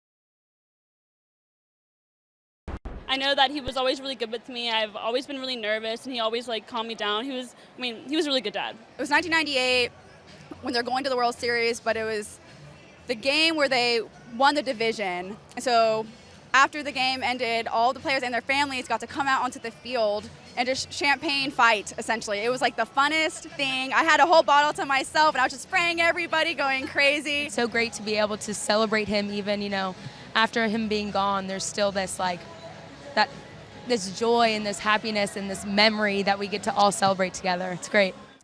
Nicole Kendall and Lindsay Camnetti. I had the honor of interviewing those beautiful and smart young daughters of Kem Camnetti earlier today before his Hall of Fame for the Padres. And it was just so wonderful getting to meet these girls. And they were so overwhelmed by the outpouring of love and support of the fans here in San Diego. And Nicole, his youngest daughter, had a great story. She said she remembered playing t-ball with her dad in the backyard. And she ended up taking the bat and trying to break it over her knee as a young child, and her mom looked at her and said, "I wonder where she gets it." But just a wonderful stories that they were able to talk about earlier today in our pregame show. And Mark Sweeney, I know that you've had a chance to meet these young girls as well. Yeah, these girls are fabulous and really proud of how they've turned out, because if you think about it, that's a difficult situation. And you look at them, they're smiling all day long. They were so excited. One of the daughters brought 22 of her friends to the game tonight. Odubel Herrera to right field, and Blash is there for the catch. Well, you think about it, Mark, and you touched on it earlier, some of the friends that he had in Houston. Craig Biggio was inducted in the Hall of Fame with you, Dick, last year. And going over there, the Camnetti girls ended up going because they're friends with the Biggios. Went around the Hall of Fame and they found Ken Camnetti's bat. This is a great moment for the girls because that's the bat that Ken Camnetti hit home runs consecutively, 2 home runs from each side, 2 consecutive days. That's the reason why that bat's in the Hall of Fame, and they got to see it on that tour with Craig Biggio. And with that line drive to right field, Andy Green decides to yank Paul Clemens, and we'll be back after this word.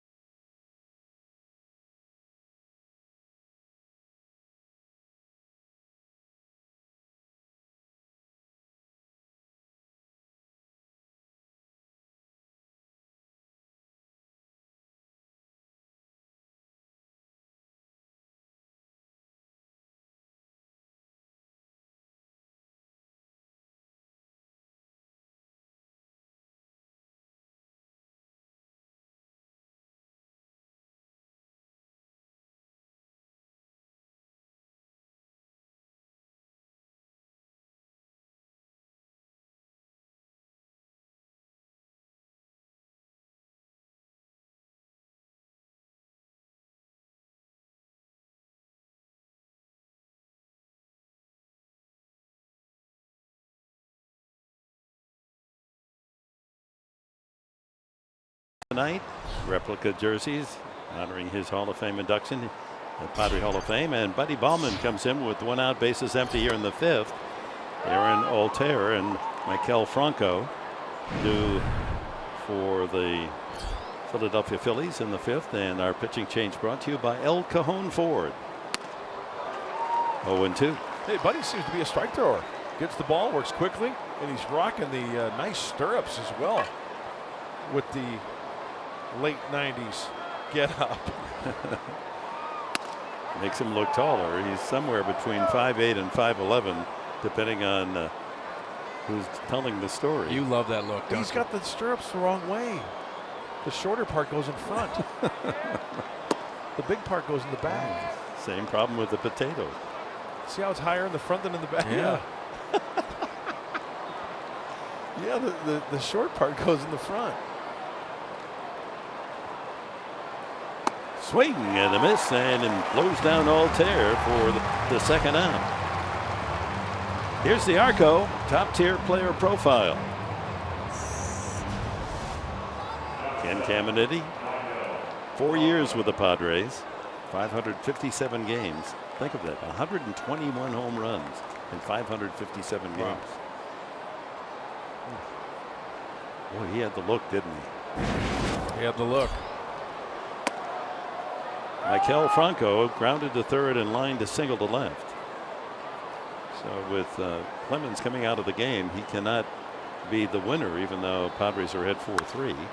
Popped up high in foul territory.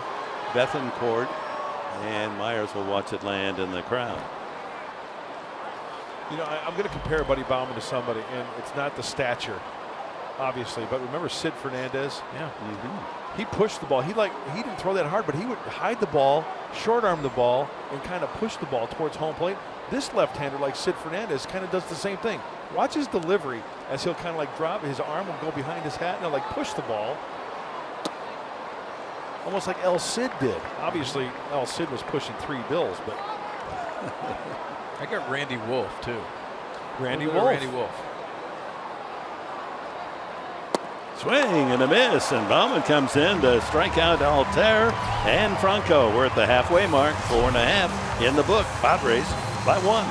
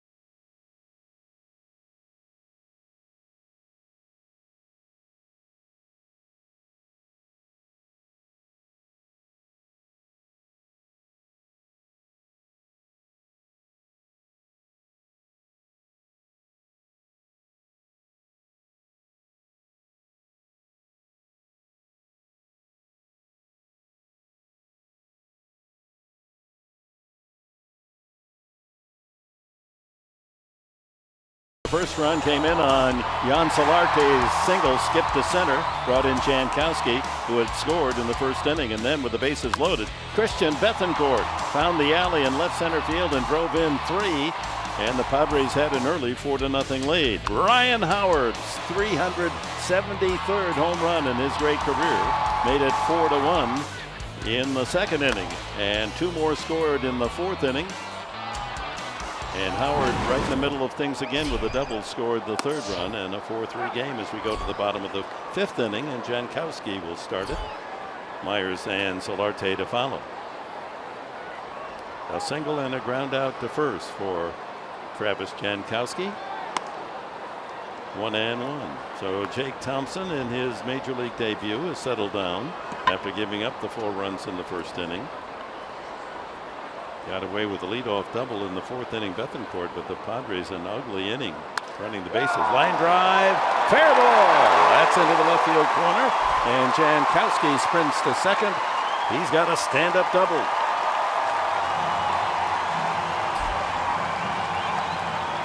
Well, I tell you why I like this, because this is a changeup out of the hands, and he sees it so long. You see it's actually a split finger that stays up. He sees the rotation, but head on the baseball. Watch this swing from the side.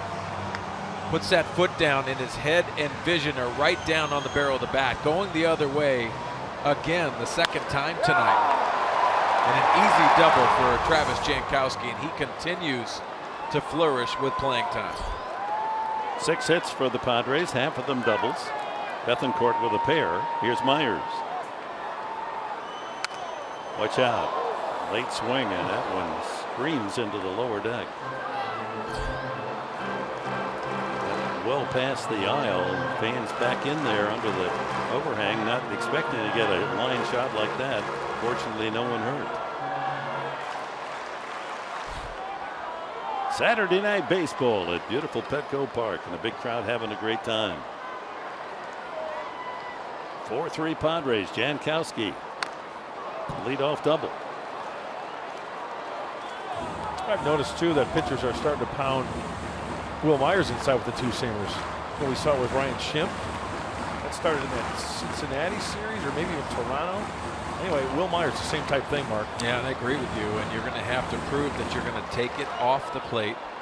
And if you continue to swing it off the plate, they are going to pound you continually inside. Flip that slider away. Line drive, but that'll sail foul down the right field side.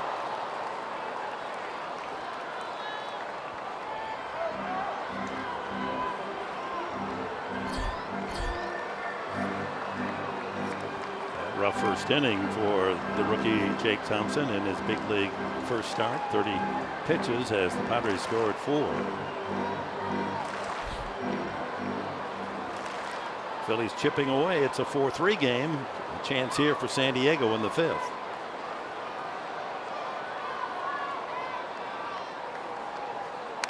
Oh, is that off the foot? Felt that one all the way up here. What was the worst you ever got, Mark, on a foul tip? Can you remember? Off the foot or shin? Well, I actually took a swing, and it was a 3-1 swing against Kevin Brown. Oh, no. And hit my back knee. Was it a slider? No, it was a 2-seamer, and I hit my back knee. That's something special. That's the reason why I have makeup on. Outside, 1-2.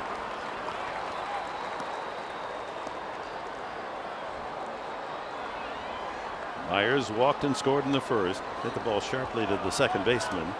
His second time up.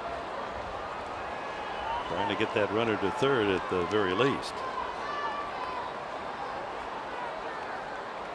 Line drive, right center field. That's going to go all the way to the wall. Jankowski can walk home, and Myers on his way to second, and will pull up there. An RBI double for Will Myers. 5-3 Padres.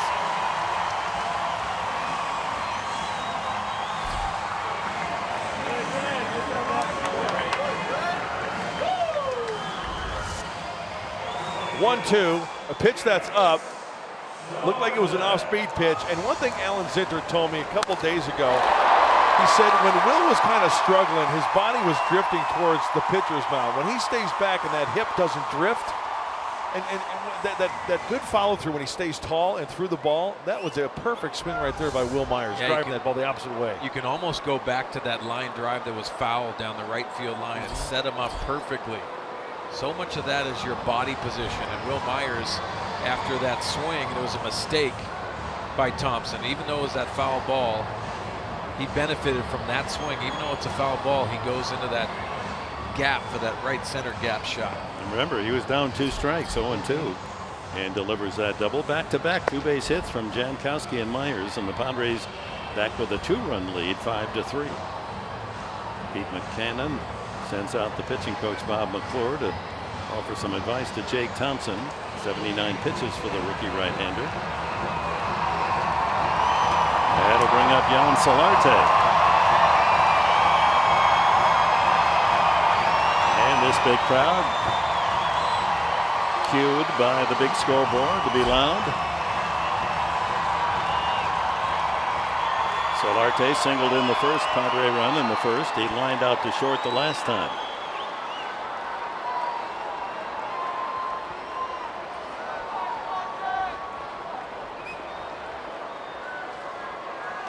In the dirt all the way to the screen, and Myers walks to third. That might have gone over the screen.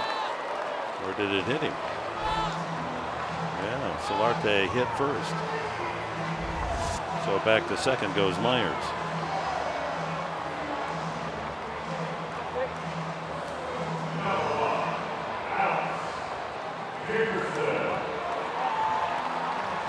Front foot. Oh.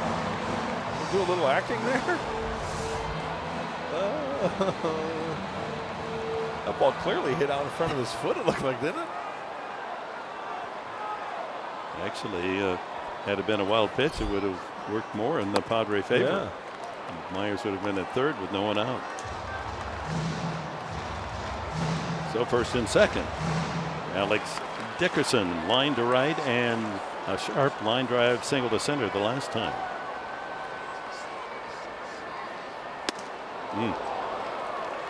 Fastball right in the zone.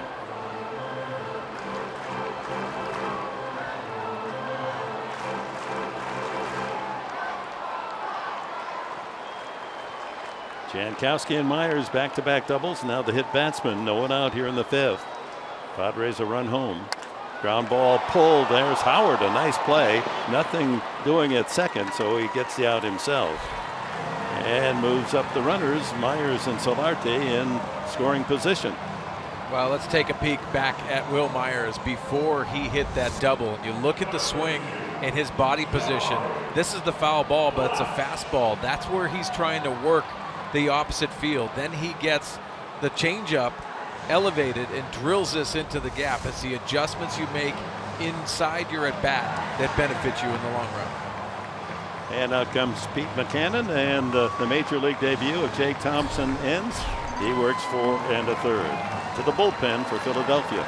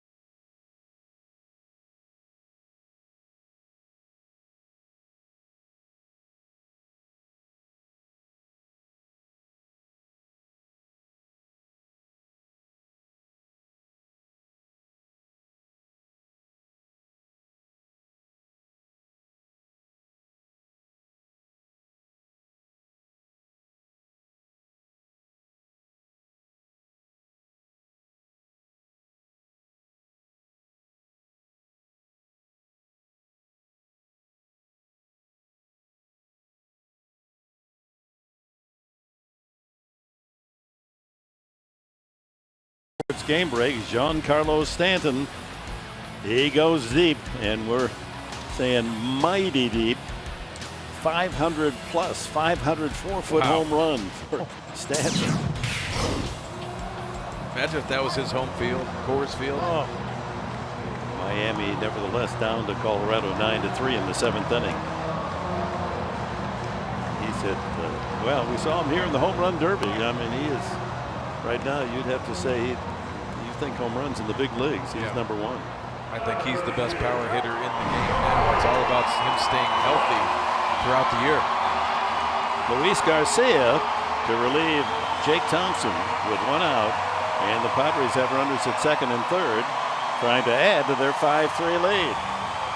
Only the 5th game for the right-hander, a 2-pitch pitcher, fastball slider. He can get it up there, though, middle to upper 90s. He's touched 100, Luis Garcia has. Infield in, and Jabari Blash the batter.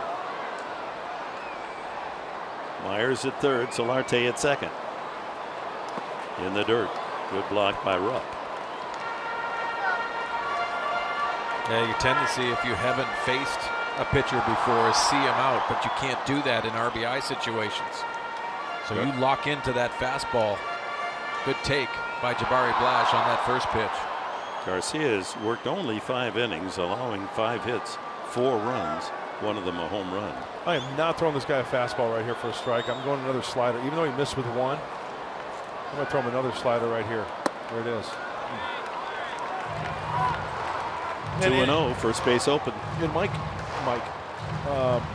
you always mentioned about eliminating a pitch. Yes. Well, he's 0 for 2 and throwing that slider for a strike, right? Yeah. And you continue to stay with your course and know what your plan is, and that's that fastball, the number 1.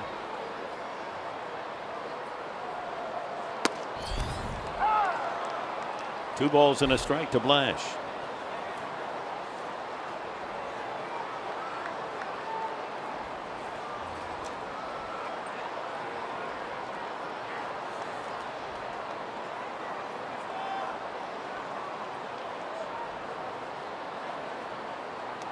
Boy, 55-footer, 3-1. Yeah, and that's an easy take for Jabari Blash out of the hands of Garcia. That's a ball.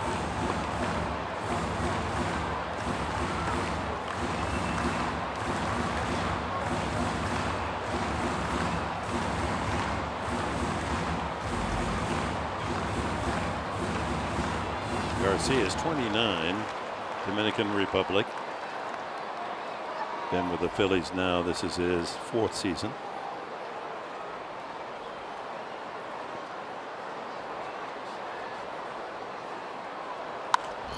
Out of play. Boy, he had a pitch to rip at there. Middle in.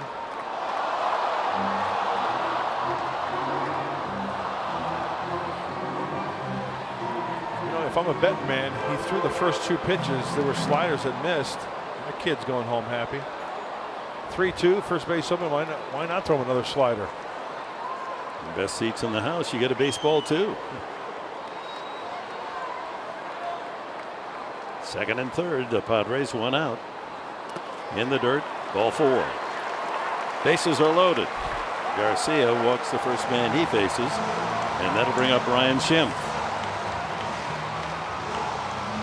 Schimpf has walked and scored, fouled the catcher the last time. Well, a lot of teams have been burying that fastball in on Ryan Schimpf on the inside corner. That doesn't mean you look for it. Go to your strength, especially with bases loaded in this situation. Myers at third, Solarte at second. Blash joins him at first.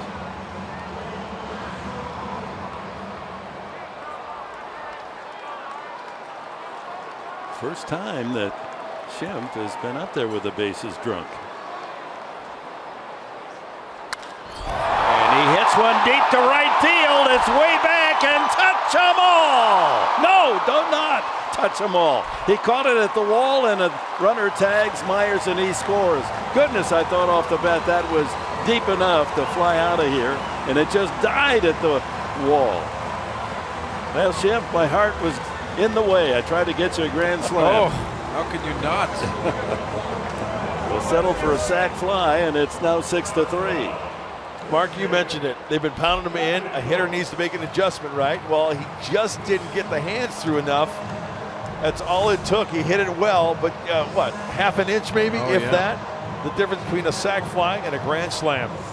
Still a good at-bat, though. Really good. So the Padres have gotten those 2 runs back here in the 5th inning. They're charged to the starter, Thompson. Still have runners at first and second, and Bethancourt, the hitter, up twice, 2 doubles for Bethancourt. Ball 1. Well, we mentioned the hitting position that Will Myers got himself into. Bethancourt is already locked in tonight. That first line drive to left center, and the last one was to right center.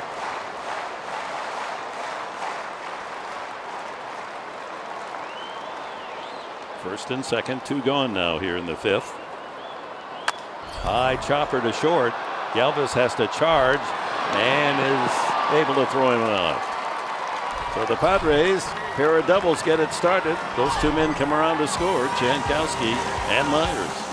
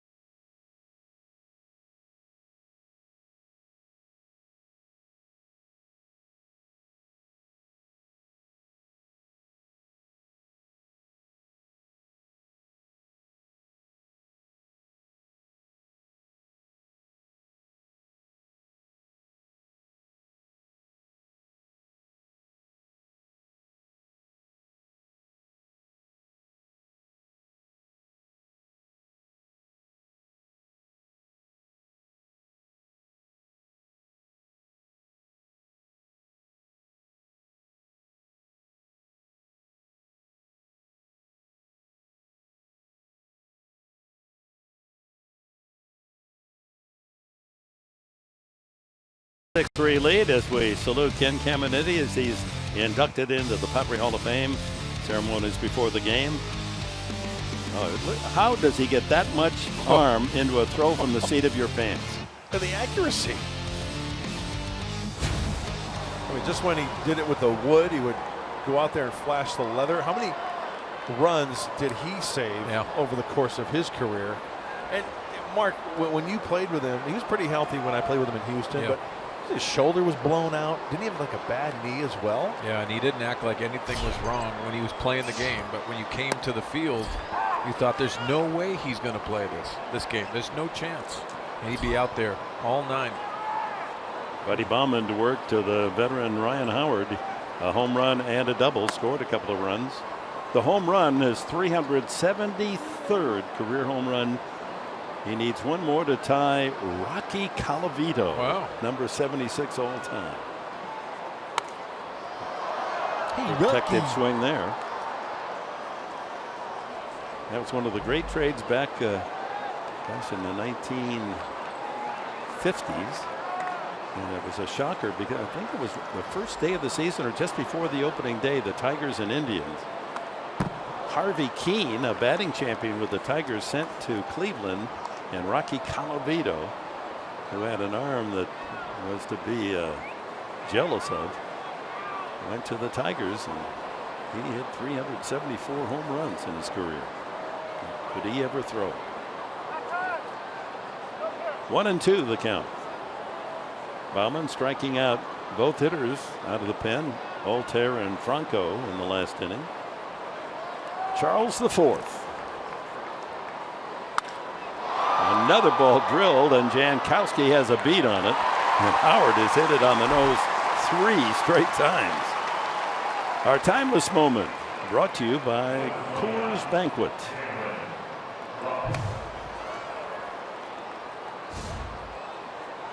On this date, 1996, Caminiti, a 4th inning solo home run. That's all the Padres needed as they beat the Cardinals 1-0. Was he a better hitter left-handed or right-handed? Left-handed.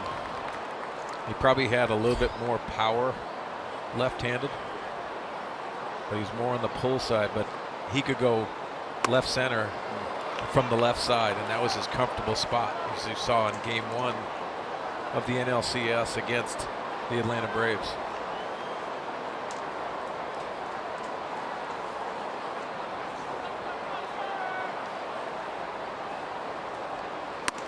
Strike two. I tell you what. Did you face Ken Caminiti? I did. He had a home run off me when he was a rookie for the Houston Astros at Jack Murphy Stadium. Hit more than one. 4 for 10 and 2 home runs. Oh, wow. I would say How did that happen? He pretty much owned me. And I have no problem with that. He's a Hall of Famer. Yeah, he is. Well, it's only a matter of time. Let's see, this is what, your 20th year is announcing and being a part of the Padre organization? 21st, yeah. You're qualifying. You get 20, you qualify. No. Inside 2-2. What's wrong? You know, broadcasters can be in the Hall of Fame, huh? Well, Ted Leitner would have to go in first, wouldn't he? Before you. I would think so. But I'm campaigning for you, partner. You don't have to do that. Ground ball to third. Solarte digs it out of the dirt. 2 away. You wouldn't believe how many people have asked me, hey, can you get me a Caminiti jersey? I mean, that just goes to show you the ripple effect that he had when he wore that uniform. I tell you what, we had choices sometimes when at the end of my career, when I went to 7 different teams. And I chose number 21. Nice. Because of Caminiti. Sometimes you have that opportunity and it has meaning to you. That's quite a tribute. That's nice. 2 gone, bases empty to Cody Ashe. 0 for 2. Bauman hits the inside corner at 86. Hey, Buddy Bauman's been a machine. Padres signed him in the offseason to a major league contract out of the Kansas City organization. 7 years with the Royals, 3 years stuck in Omaha, their AAA club. 19-16 his overall record in the minors. Inside. He wastes no time. You see him, he gets that ball back and puts that toe right on the pitcher's plate, ready to go to work. 1-2. Bends it outside. He says that should he have a son, it will indeed carry on the tradition. It'll be George Charles Bauman V.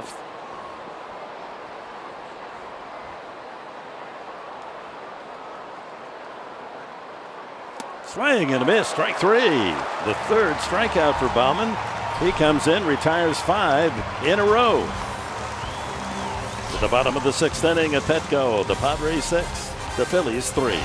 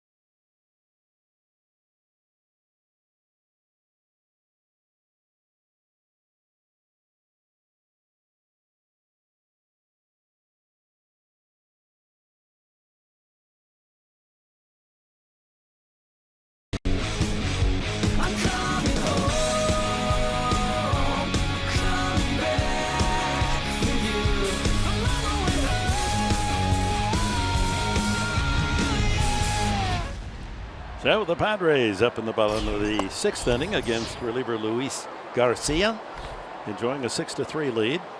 Alexei Ramirez then the pitcher spot, and Travis Jankowski to bat. Andy Rosales has a stick, and he's in the on-deck circle. Will hit for Buddy Bauman.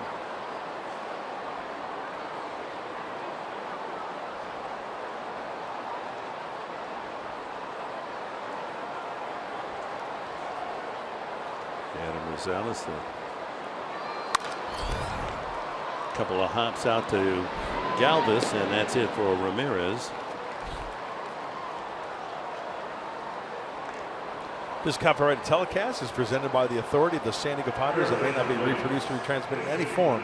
And the accounts and descriptions of this game may not be disseminated without the express written consent of Mark Sweeney and the San Diego Padres. Word. Nice job. Thank you. A Q&A column on Rosales and the UT today, asking him about his sprinting around the bases on home runs. And he said it goes back to his Little League days, and he tried to be the home run trotter, and he said it just didn't feel natural to him. And he wants to see his footprints. Yeah, his dad, that was instructions from his dad.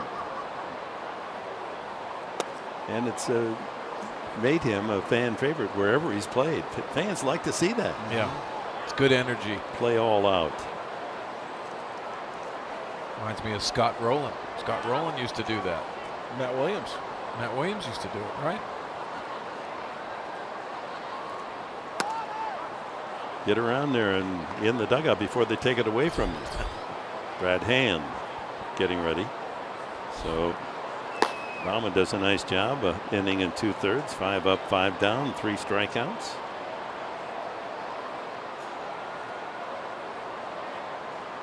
Line drive center field, but it's carrying, and it is caught. No, it's trapped. That's a trap, and Rosales, it's back to first base. Herrera does a good job of selling it. That ball, a screaming line drive out to center field. And that's not reviewable. No, that is definitely a one-hopper. That's a good call by Tim Timmons, the second base umpire, getting out there and getting a good look at that ball, because Herrera had a really nice jump on that line drive by Rosales. Padres' 8th hit of the night. Top of the order, Jankowski.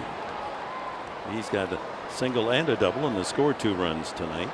2 for 3.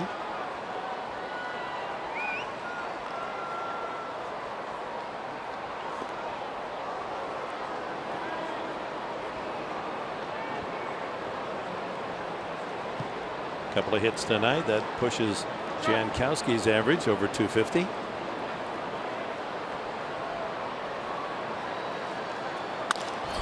Up the middle, another base hit, the 3rd of the night. Rosales will turn and hold at second, and the Padres have something brewing here in the 6th.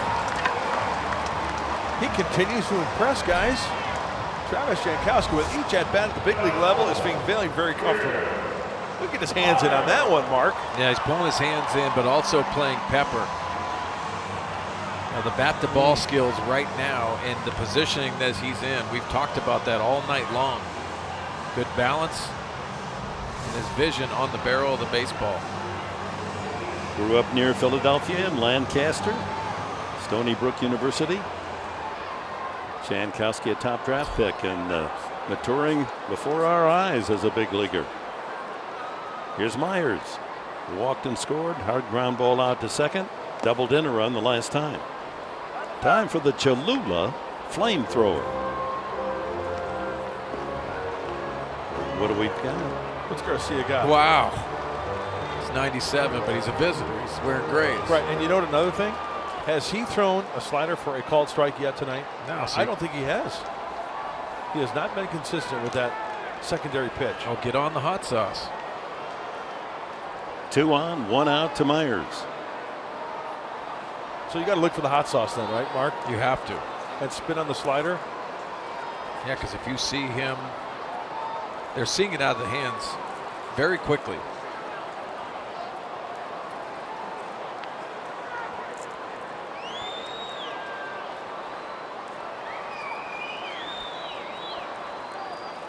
Breaking ball, throw through to second base, into center field.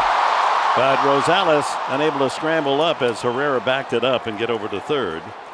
As Rupp airmails it out to center.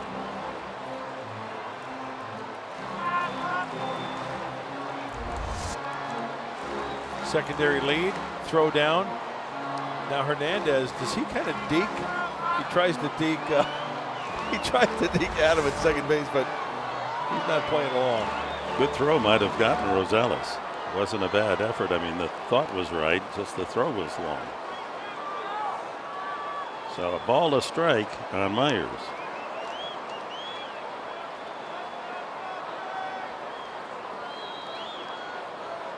Padres 6 runs and 9 hits tonight. 4 of the hits doubles.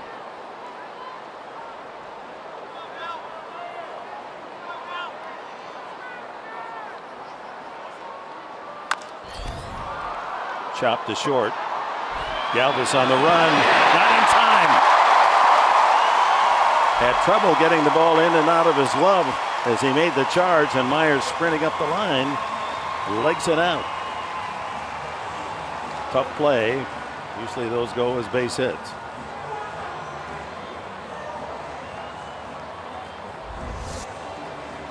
So the bases are loaded as Myers joins Rosales and Jankowski. Infield hit.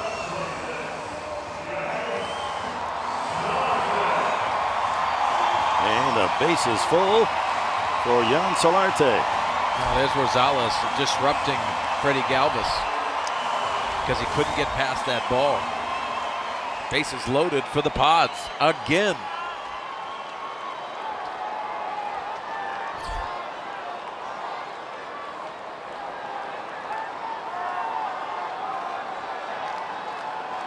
Solarte singled in a run in the first, hit by a pitch the last time. He's also lined out.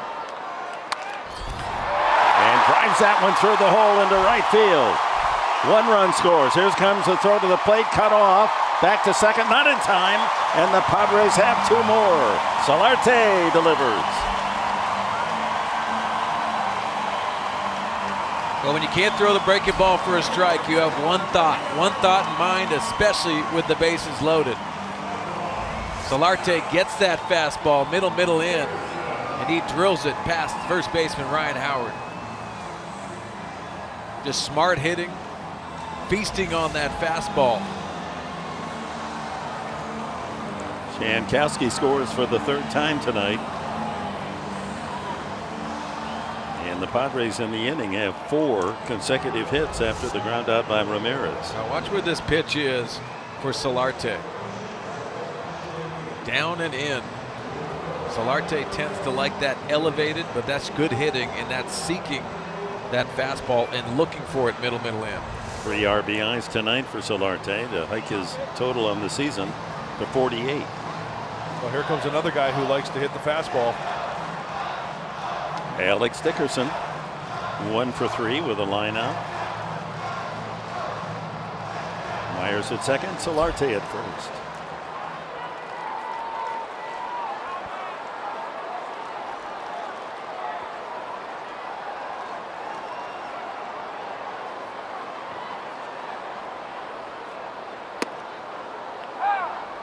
Breaking ball for a strike. I think that's the first one he's thrown tonight for a called strike. Padres coming through with runners in scoring position tonight. They're 5 for 11.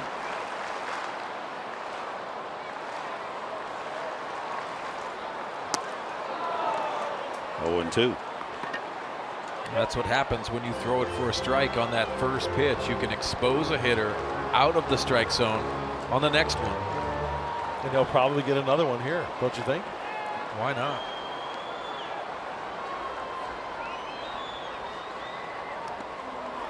Another bouncer. 1 2.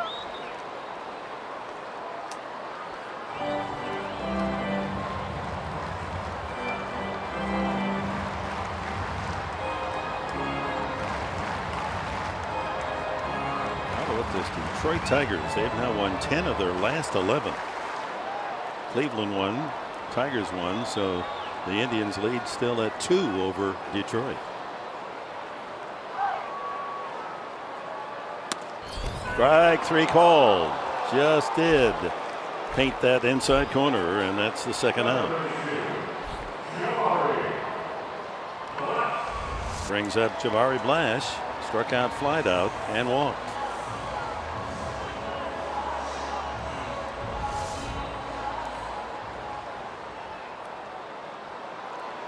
Padres with 4 in the first, 2 in the 5th, and 2 more here in the 6th inning for their 8-3 lead.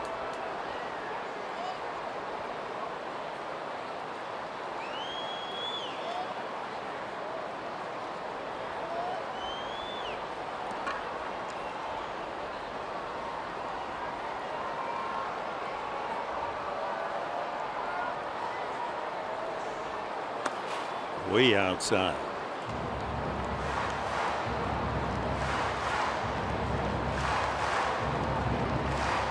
By the way, we were talking about all those foul balls earlier in the game. I think it was 15 in the first inning. Our good friend Tony Patrica tells me they rub up 9 dozen baseballs minimum for a game that's 108 baseballs to start a game. If they need more, he starts rubbing up some more. So 108 are ready to go for a big league ball game. Wow. Is that the Mississippi mud, Maryland mud? What do they use? Yeah, the Mississippi mud. You got it, Professor. It's good stuff. Man, there's a enterprising gentleman, huh? To be able to make money with mud, huh? Yeah. You ought to be in on that. You know, you be the spokesman for the mud. Here's mud on mud. 1-1 to Blash. That's a foul ball, no play. Just foul as Franco trying to get the unassisted out there at third. Well, welcome back, Clayton Richard, as he gets loose in the bullpen. It's a good sight to see. Big fan of Clayton Richard.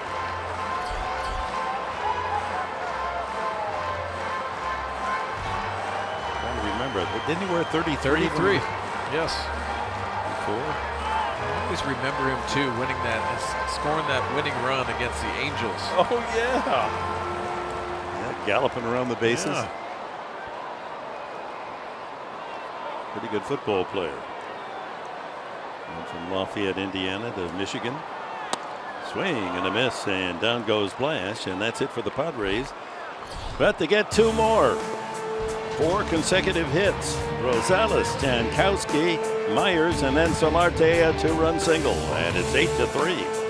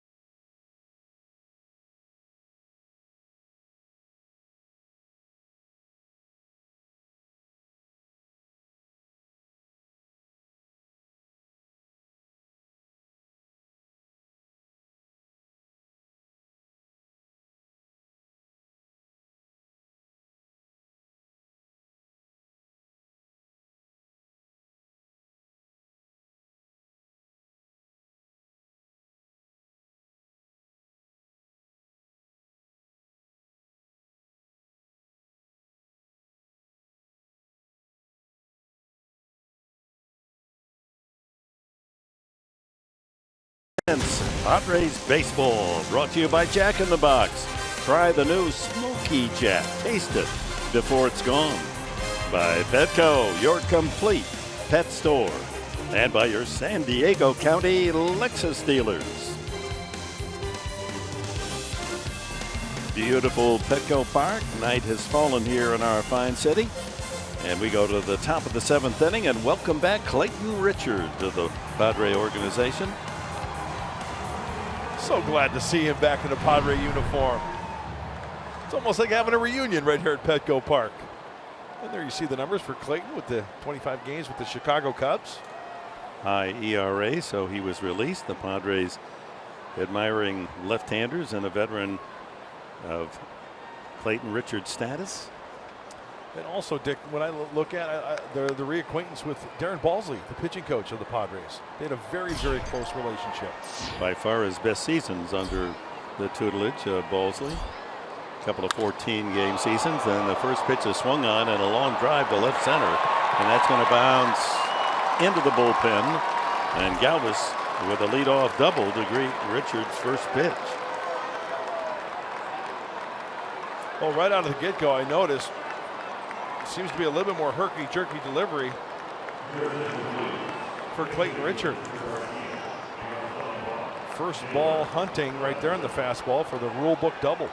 Taylor Featherston is going to pinch hit for Luis Garcia. Featherston started last night at second base. So 8-3 Padres, leadoff man with a double.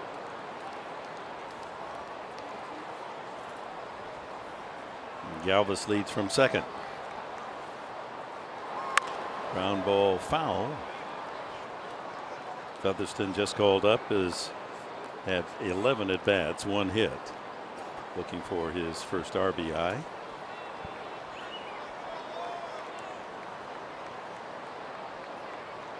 Eight runs, 11 hits for San Diego. 3 runs on 5 hits for the Phillies.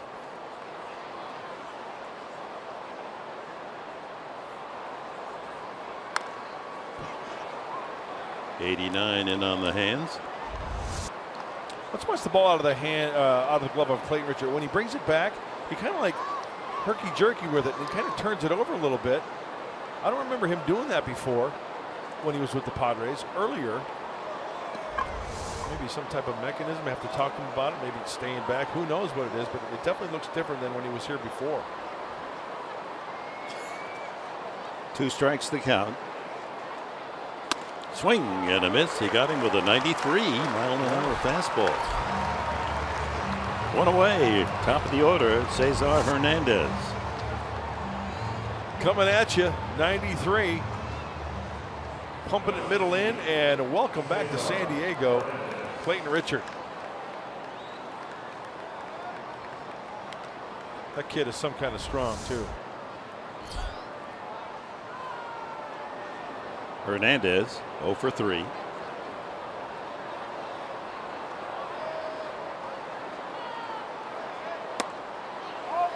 Inside. So tomorrow, the final game of the homestand, final game of the series. Jared Cozart for the Padres, looking for his first win in San Diego against Jared Eichhoff, 6-12, but that's misleading. His ERA 3.68. And on the road, the Padres go on an interesting road trip. Pittsburgh, New York, and then all the way down to Tampa Bay. David Hernandez getting loose in the Phillies bullpen.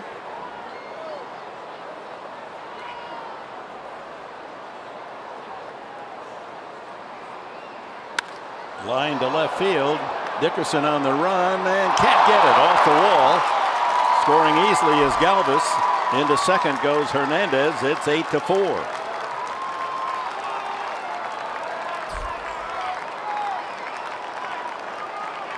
'27th RBI of the season for Cesar Hernandez. Oh, what a great effort.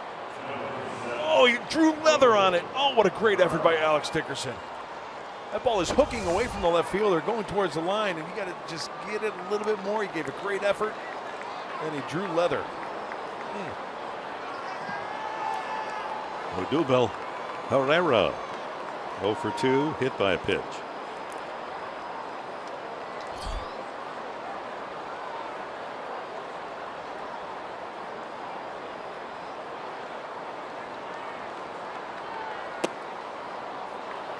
Almost handcuffed Bethancourt with that pitch.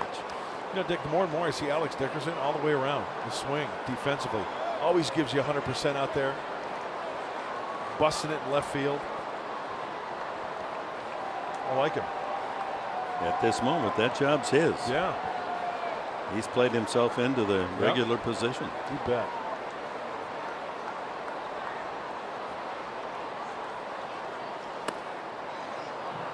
Too low, 2-0.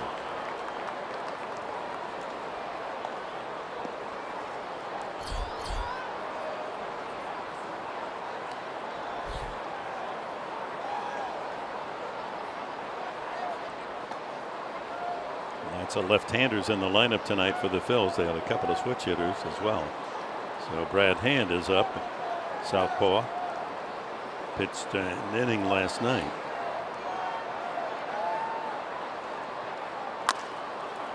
Back to the mound. Cradled. The throw. Not in time.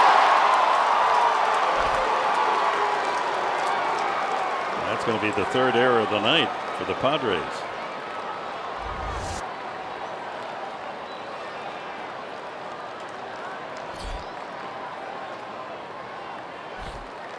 Herrera can fly.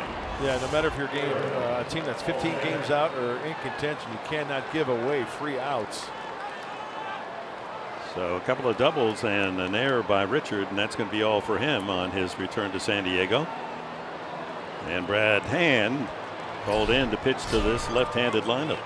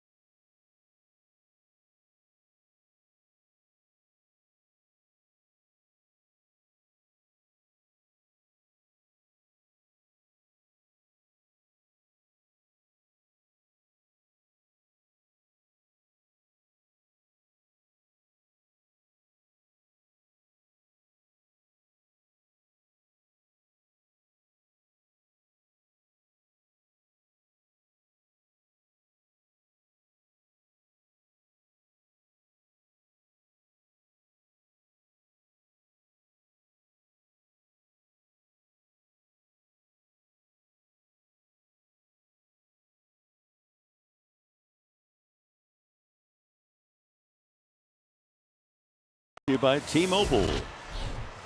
Check out the MLB news and notes. Andrew Kastner goes 5 innings for the Marlins tonight, but it's all Rockies. 12-3. Steven Strasburg doesn't get through the 5th inning. 7-1 loss to the Giants. Tim Lincecum of the Angels designated for assignment today. He's 2-6 with a 9 ERA. So things look as if they're coming to an end for Tim Lincecum. Ichiro picks up his 2,999th hit, and one more knock away from that magical 3,000 mark. Yeah, stay tuned for Padres Live, the postgame show with Mike Pomerantz and Mark Sweeney. They'll be talking about everything going around Major League Baseball, and Ichiro in search of 3,000. 2-1. The runner goes from second. The throw is in time. Boy, that Bethancourt has a rocket for an arm. A good break from second base by Hernandez, and Bethancourt just fired a strike to Solarte. Christian is saying right here, order in the court. I hold you in contempt trying to steal third base. Back to the dugout. That was a P-Rod. And you know what he had to do? He had to sneak behind the right-handed hitter all in one swift move and fire a strike. A nice job all the way around. Nice slap tag by Solarte as well. I'm surprised they didn't challenge that. That was close. Altair is 0 for 3 tonight. So 2 outs. The runner at first did not move up. Herrera. As we look at the Phillies box score, and the big man Ryan Howard with a home run and a double, and hit the ball hard the last time for an out. Line to center.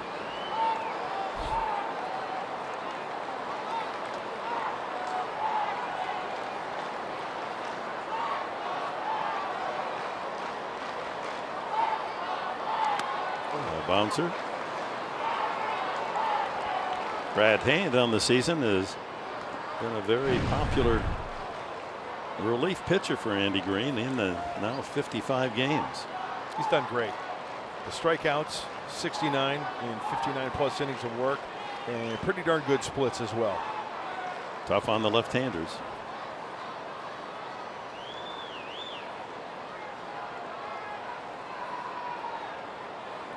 The ball, 2 strikes to Altair. And the attendance announced 37,450 on baseball night in San Diego. Saturday nights, Caminiti Jersey night, and the induction of Ken into the Padres Hall of Fame. Ted Williams, also in this 2016 class, honored earlier by the Padres. His days in the PCL Padres. Another ball in the dirt, 2-2. Well, Bethancourt's had himself a nice night, a couple of doubles. He's knocked in 3 with a bases loaded double and threw out a runner at third.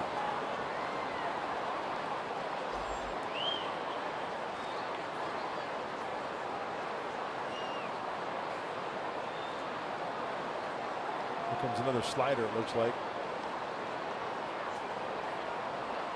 Got him in the dirt.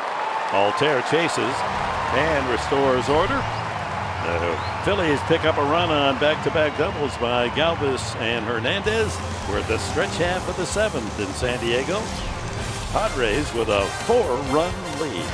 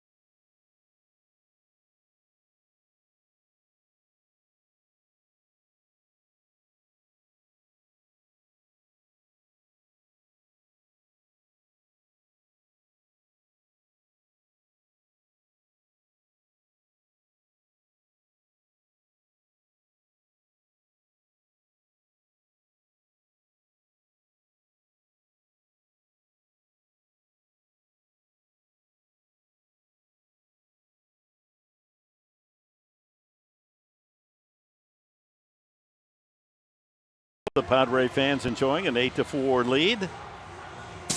And earlier, a game break. Ichiro Suzuki. Ichiro as the pinch hitter. And there his hit number as his legs are still pretty good for a 42-year-old. 2,999. And if he should collect his 3,000th hit as a pinch hitter, only one other great has done that, and that was Stan Musial. His 3,000th hit was as a pinch hitter. And when Ichiro collects that 3,000th hit, he'll be the 30th member of the 3,000 club. Ryan Schimpf just missed a grand slam homer the last time. Knocked in a run with a sacrifice fly, and he pops this high into the night. Middle of the diamond. Galvis at shortstop. One away. Schimpf popping up a lot of balls of it. Coming in hot. Inside part of the plate, can't get extended. Little loop in the swing. Trying to get to that pitch. New bowler is David Hernandez, his 50th appearance. Baltimore, Arizona, now Philadelphia.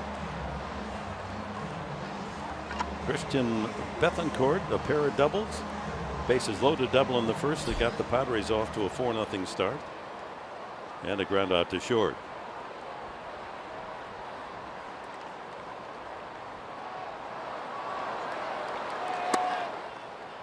Strike one as we check our Carl's Jr.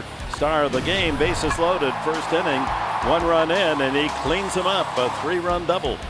And he comes back with a double into the other gap. Right center field his next time up. And here's a soft fly ball into center field. Herrera comes in to make the grab. 2 away. Alexei Ramirez. A couple of ground outs. Well, actually, all 3 times he's grounded to the opposing shortstop Galvis.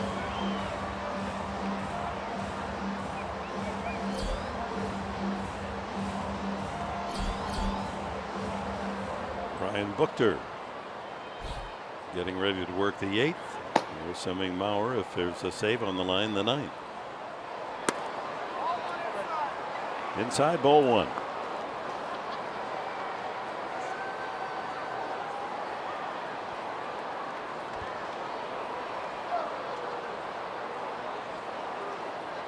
Line drive, base hit, center field. 2-out single.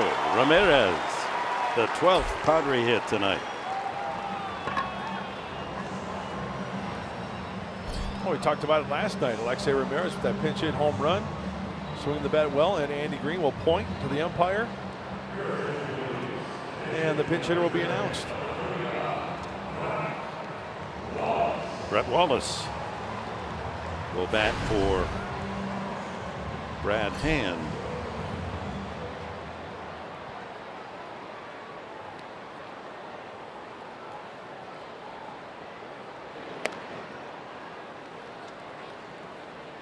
As a pinch hitter this year, Wallace, the busiest of any Padre, 8 for 30 and 3 runs batted in.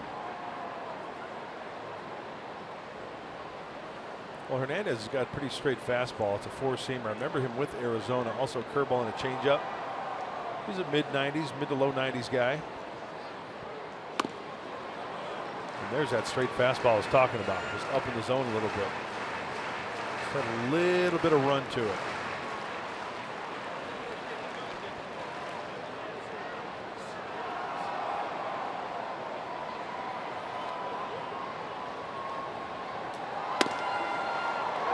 And 2. Like to have that pitch back, Wallace.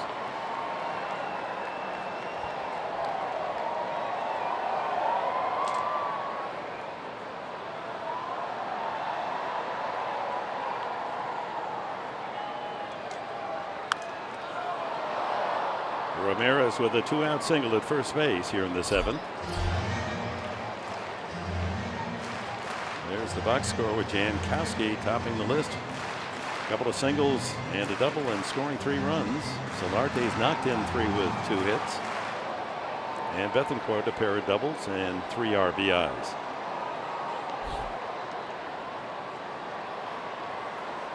In the dirt, blocked by Rupp.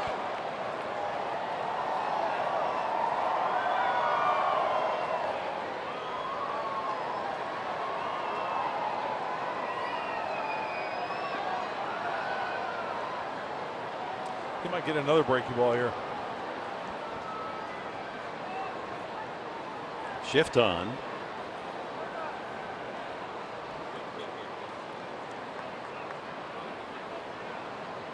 Oh, heater. Oh, shook it off. Went back to the fastball away. Got him. High fastball. And that's it for the Padres in the 7th.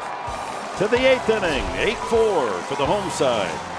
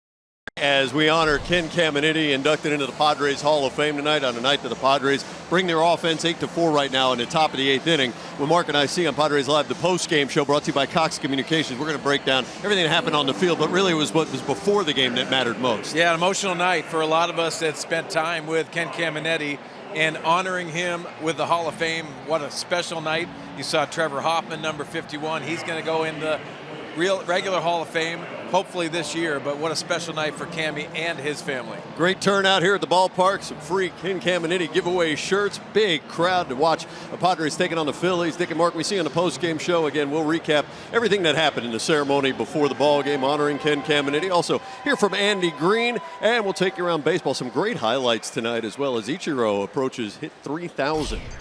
Well, already an outstanding lineup, as per usual. And we'll be with you on the post-game show, Mike and Mark. Ryan Buchter in to work the 8th inning. Franco to lead it off. Well, another left-hander out of the bullpen. We've seen a lot of left-handers, all of them tonight. For Andy Green, having a great year. Inside 2-0. Franco has grounded out, singled, and scored, and struck out tonight.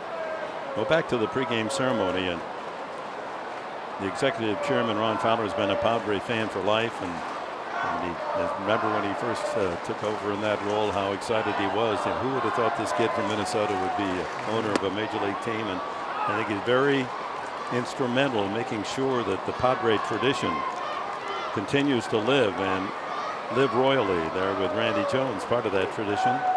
And the Seidlers, Peter and Tom, ownership, supporting all good things. High pop-up.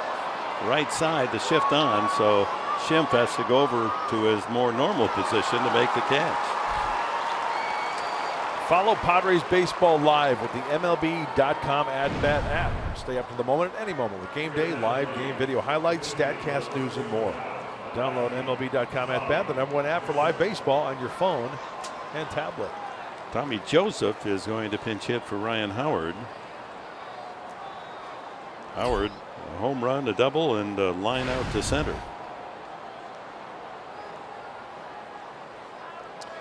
You know, Dick, how we always talk about, Ken Caminiti, competitor.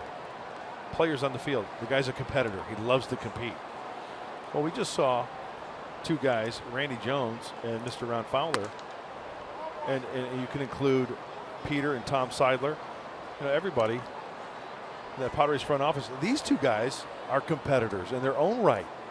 And we know RJ winning the Cy Young Award for the Padres back in '76, what he did on the field. But Mr. Fowler, his associated with the Sockers back in the day, he wants to win. I mean, he's a competitor. He hates to lose. Hates to lose. And Peter Seidler, that guy's got some fire in his heart, man. He's got some fire in his belly. So it's up to ownership. This Padre team is going to be able to celebrate some big seasons ahead. It's going to take a while. Patience is a virtue.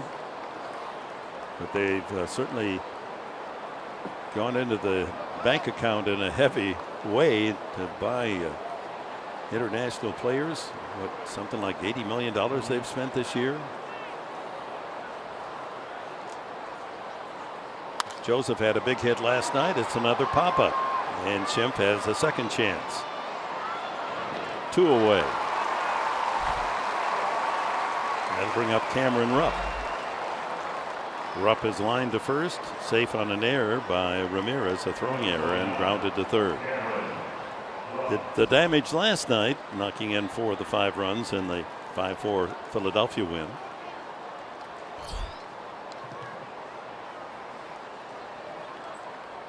That was yet another 1-run loss for the Padres. So close but so far.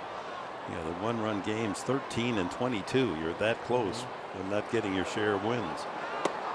It's a matter of just one more hit or one more good pitch.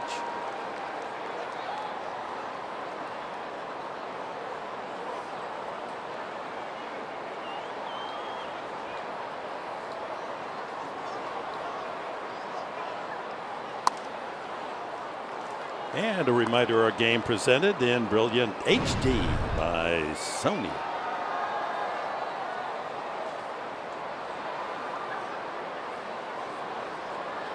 Conversation there. Derek Norris. 2-1. Cody Ashe would be next for Philadelphia here in the 8th. Bases empty, 2 gone.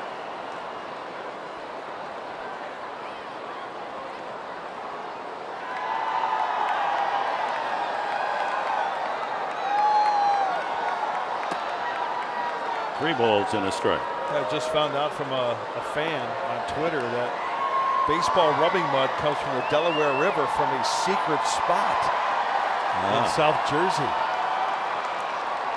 So they got it all dialed in. They won't tell anybody where the mud's from. Where are you from? Joliet, right? Joliet. Let's keep that a secret. Don't tell anyone. Swing and a miss, 3-2. Thanks, Dean.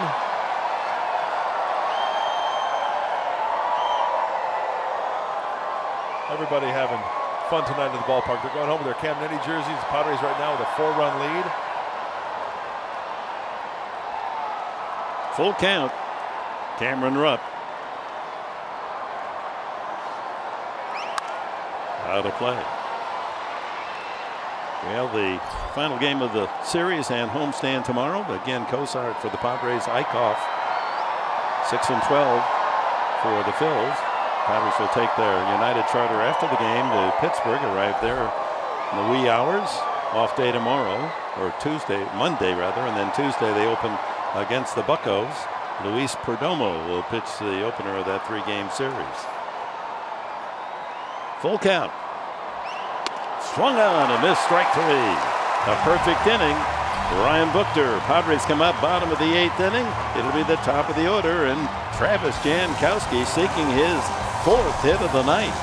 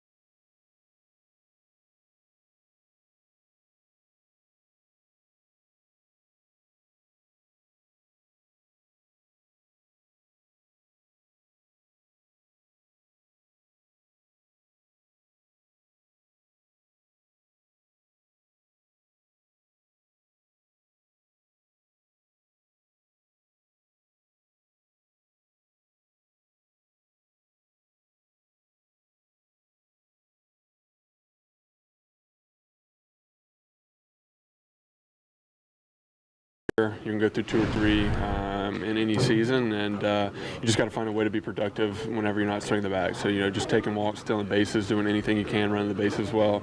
Those tough points are inevitable, and you just got to figure out a way to get something done when you're in them. In the past 4 games, you got multi-hit games in 3 of those. Do you feel like you're back at it now? I don't feel like super hot, but I'm obviously swinging the bat better than I was, and just want to keep that rolling. Well, Will Myers certainly is swinging the bat better than he was. With last night's home run, he effectively tied the record here at Petco for most home runs in a season with Justin Upton and also Will Venable with 15. And of course, there has to be a few more in store there, right, guys? Yeah, it looks as if he's going to hold the mark. He's got plenty of time to break the single season record at Petco, 15 homers. Jankowski with 3 hits tonight. He takes that one a bit high, 1 and 2. The first 3 men in the batting order tonight for Andy Green have really done a great job. 6 runs scored by the first 3. Jankowski 3 for 4, scored 3. Myers 2 for 3, and a walk has scored 2. And Solarte 2 for 3 has scored a run and knocked in 3.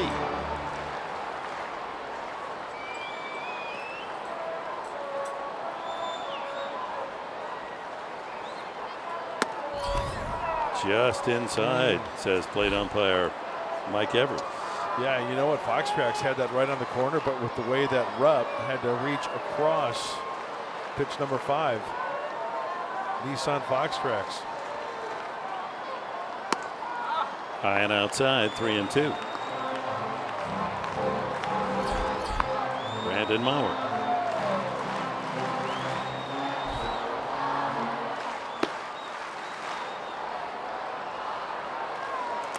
In the dirt, and Jankowski's aboard again.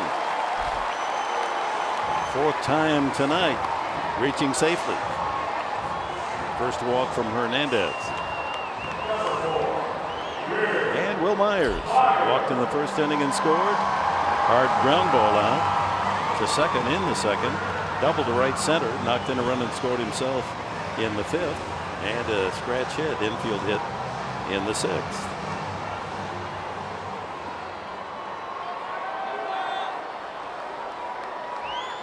Myers average now over the 280 mark, 282.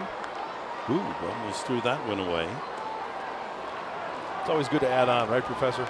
Never have too many. Tommy Joseph now playing first base after hitting for Howard.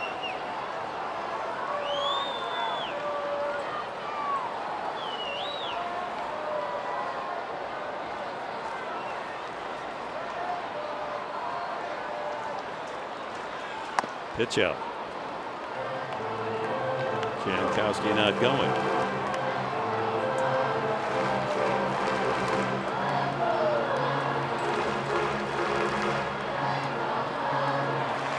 Padres with 4 in the first. Howard's home run in the second, 4-1.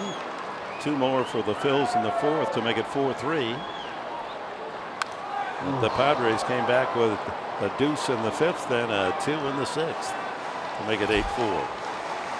7th inning, 1 run for the Phils on a pair of doubles off Clayton Richard. Myers echoing your comment. You could see there he got a pitch he should have done something with. Right there. And the breaking ball catches him looking. 1-2.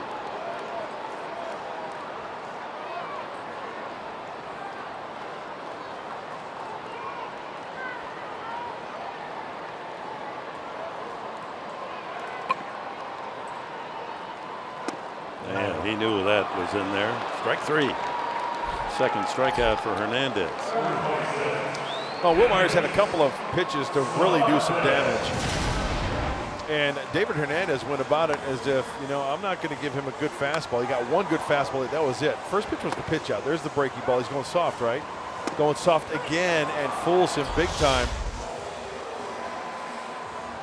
And by judging the way he took that one, he was looking for the old gas, the old number 1. Solarte has knocked in 3 runs. He and Bethancourt each with 3 RBIs. Now with 48 on the season. Leading average of the Padres at 295 currently.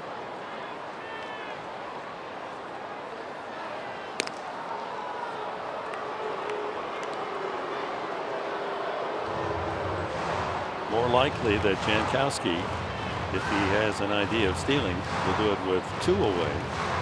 Keep that right side open for Solarte, gives him something to aim for. But he goes. Throw by Rupp. Not in time. Late tag by Galvis. He points to the dugout. He thought he got him.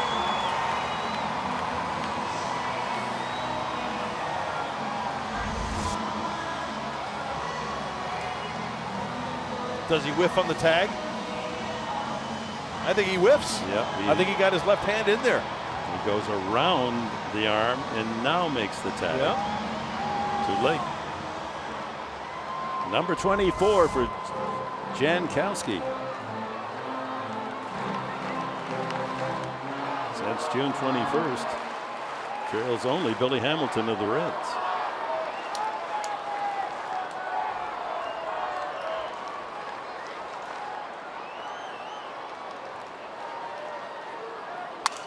Broken bat ground ball, gloved by the second baseman, and then he throws it over the head. Didn't have a grip. Hernandez slipped out of his hand, and here comes the runner to the plate. Jankowski scores.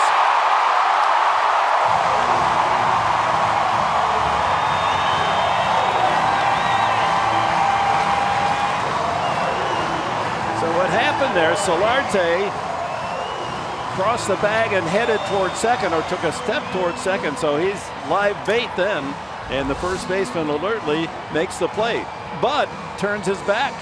Here's the high throw. Solarte's safe to this point, but he turns to the left and not to the right. And so Rupp says, throw back to first, tag the bag, and when they do that, and Jankowski alertly streaks home with the 9th run of the game. I'll tell you what, these Padres, man, create some excitement on the base pass as Jankowski is eyeing the situation. Okay, you're going to give me a free home plate, a free run, a gift run? You bet. Dickerson fouls it off.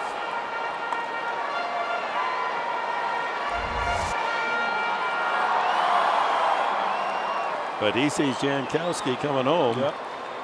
Yeah, Myers pulled it earlier in the home stand. The Padres, they are running fearlessly, especially at the top of the order. 9-4 the score. I wonder if that'll change Andy Green's thoughts about who's going to come in to relieve in the 9th inning. Maurer was getting loose. Right through that ball on the inside edge.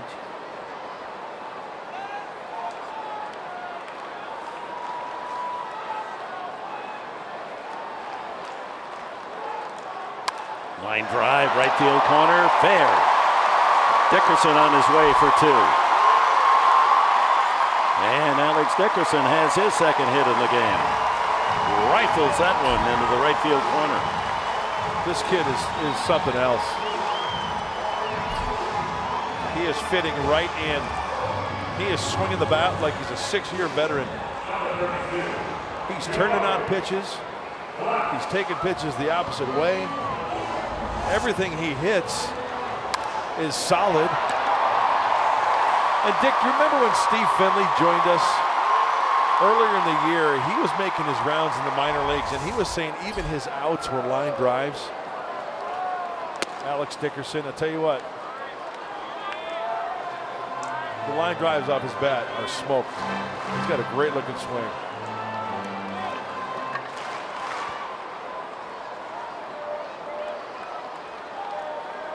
Jabari Blash hasn't joined the hit party.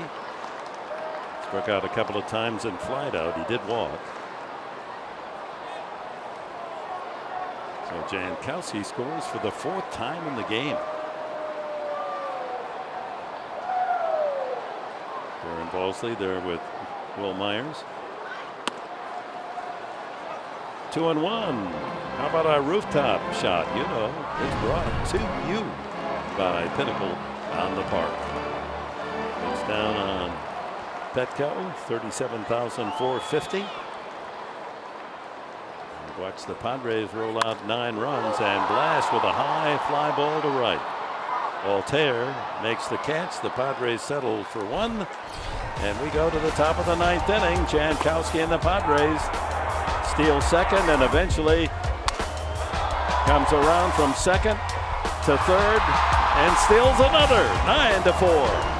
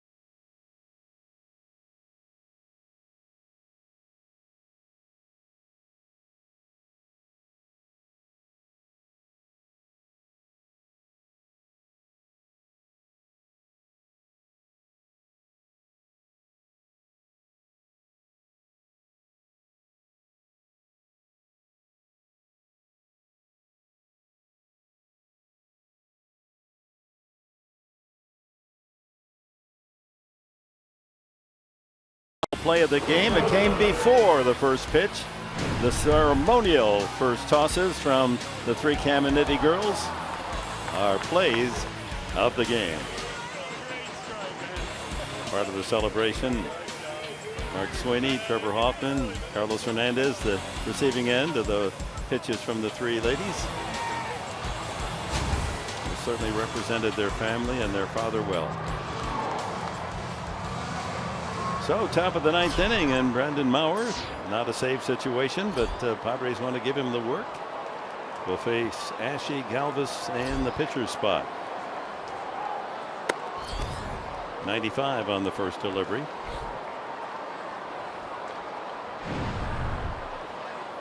Ooh, a lot going on, Professor. Yeah. Some excitement on those base paths, and hopefully Brandon Maurer can get a quick 1-2-3 inning here and send everybody home happy. And it starts with Travis Jankowski. 4 runs scored for Jankowski. That's a strike. 2-1. If you go back to 2015, even 2014, the Padres leading after 8 have won 130 in a row. That's an unbelievable stat. Slicing into foul territory, and Ramirez can't get there. He was way over near second, playing in the shift for Cody Ashe. Think about that stat. That is incredible. That means the closer in the ninth inning has not failed.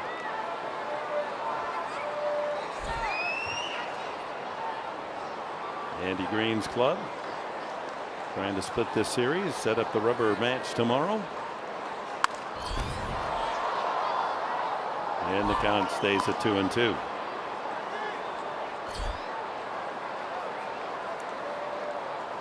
Hit attack for the Padres, 9 runs. Full count.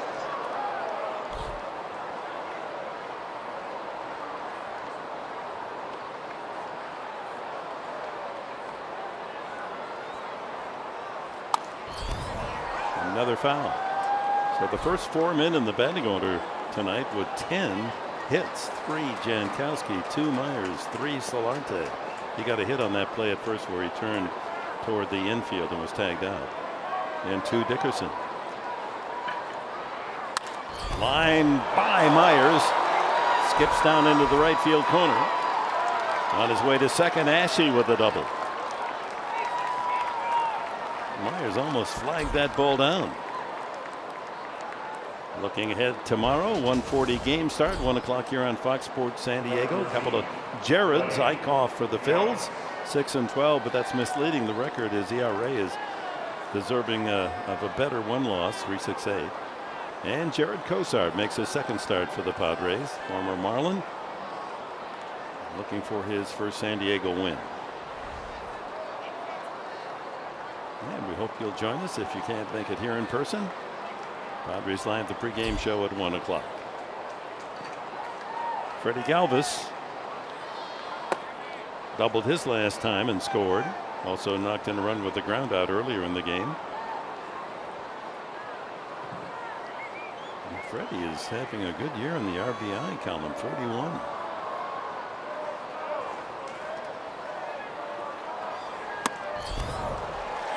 .96 on that fastball. Well, that's bringing it.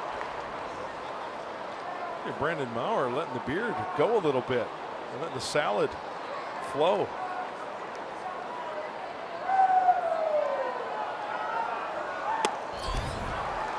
Another fastball.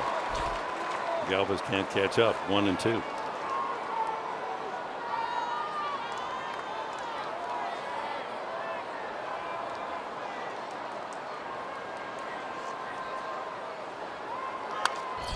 He is just rearing back. Daring him to hit it. Oh, and throwing that rock. Stay tuned for Padres Live, the postgame show. After this, we're going to hear from manager Andy Green. Mike Pomerantz, Mark Sweeney will break everything down for you in this game and what's going around the major leagues. Colorado has finished business against Miami with a victory. A swing and a miss, a weak swing. And there's one away here in the ninth. So if the Padres win, All of the top 4 teams in the NL West would be victorious. The Giants have won. The Dodgers had a shutout win. Colorado a win, and the Padres with a 5-run lead here in the 9th. Arizona is about to lose. They're down to Milwaukee 11-4 in the 9th. Well, the Giants maintain a 2-game lead over the Dodgers.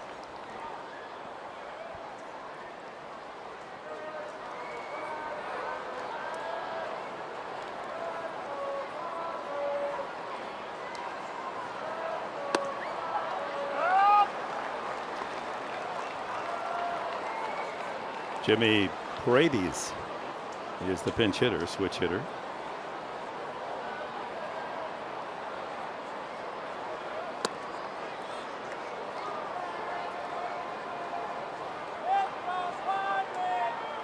Started last night, Paredes, and went 0 for 4.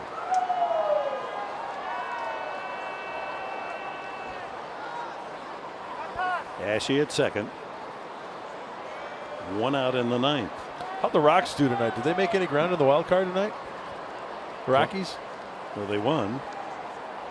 And Colorado now is 55-55. Wow. On the season. They're 8 games out of first place in the West, but they're in contention now for that wild card. Yeah, Walt Weiss has done a fine job with that Rockies team. Tough place to manage, tough place to play. Colorado always tough to get good pitching. 1-2. Hammers the fastball high, 96. Well, there it is. The Dodgers currently have a 3-game lead for the wild card, with Miami and St. Louis tied for the 2nd, and Colorado only 3 off the pace. Pittsburgh and New York in the picture as well. Tap to the mound, but a foul ball at the plate.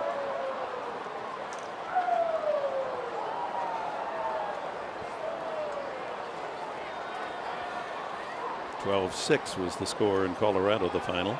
Rockies winning. Well, that's a good hitting lineup, and always is. And they come up with a Gray kid and Chatwood. You know, they got some young arms now that are doing a good job. What's he so upset about? Don't eat your glove. He said, I came here upset through this whole game and not one baseball has come my way. Can't blame him. Drive into the right field corner, hooking, foul. Paredes back to the plate with a count 2-2.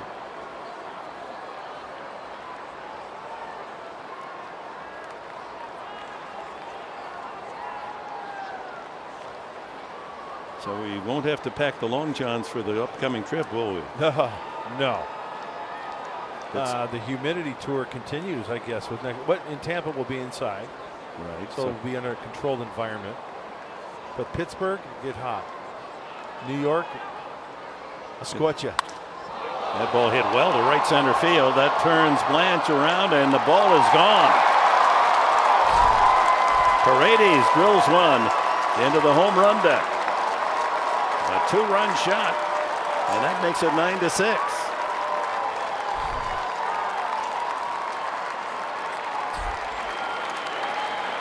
Ashe scores in front of him.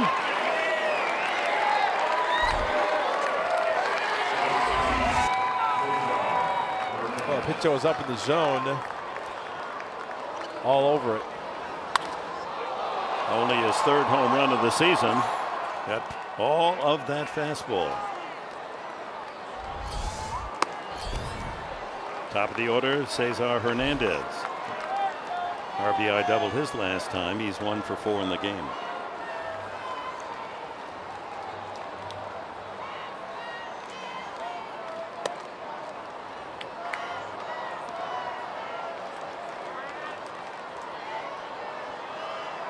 Seventh home run allowed by Mauer this year.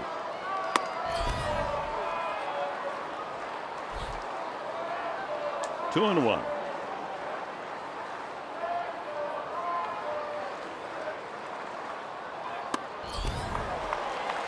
Rearing back and throwing the fastball. 2-2.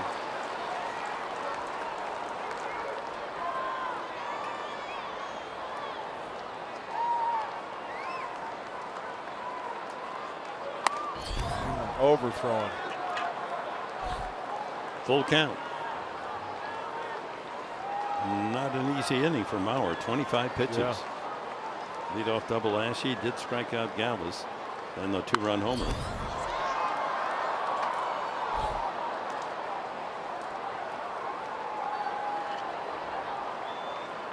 .415 feet on the Paredes home run. And he walked him. Still only 1 out. And get the manager a bit edgy. Talking the bullpen, and Ballsy's going to go out to chat with Mauer. 27 pitch inning, and he has 1 out. Yeah, heavy workload for Brandon Mauer. I mean, he's just getting it, gripping it, and ripping it. Sometimes pitchers will find that overthrowing it's going to flatten out a little bit. You don't keep your mechanics in order. Just by trying a little easier, you'll find that the ball will still jump out of your hand and still be effective. So just a little calm me down as Jose Dominguez warms up. The right-hander pitched an inning last night, gave up a run. Well, the man the Padres are worried about is in the on-deck circle. He represents the tying run. 9-6. A big run scored by the Padres in the bottom of the 8th inning. Jankowski stealing it.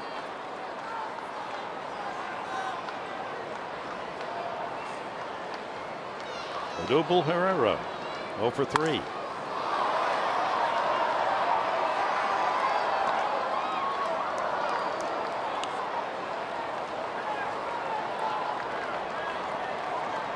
Six runs, 8 hits for the Phillies.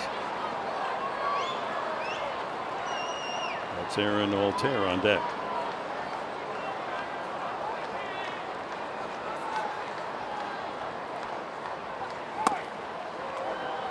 A lot of the pitches from Mauer have been up. Got to be careful. Almost looked like Herrera was going to try to bunt his way on the way he acted. The fastest of the Phillies. Yeah, he's only grounded into 1 double play this year. And he hits that one deep to right center field. Jankowski runs it down. What a play! All the way to second base was Hernandez and able to scamper back. Not many center fielders can make that catch. Jankowski continues to star offensively and certainly defensively. He just stole a double away from Herrera. He's got dirt on his jersey. He's got blood. He's got a broken leg. He blew out his collarbone, and yet he's gone all this way to make this catch. Ladies and gentlemen, this is not your normal catch. Stand up and cheer for this one. This ball had gap written all over it. This is a big-time out catch. You've got Blash coming in. He's got to worry about a kid who's 6'6", weighs about 250. Off the heel of the glove, and Mauer blessed by that catch. That second out. That is huge. I mean, that falls, probably scores a run, makes it 9-7, and brings the tying run to the plate. He's got the Roy Hobbs blood on his jersey. His incision is coming undone. Jogging to second is Hernandez, DI. He lost a pint of blood on that catch. Oh, he does have a spot of blood there on the left side, perhaps from that slide at home plate. Down to the final strike. 0-2 now to Altair.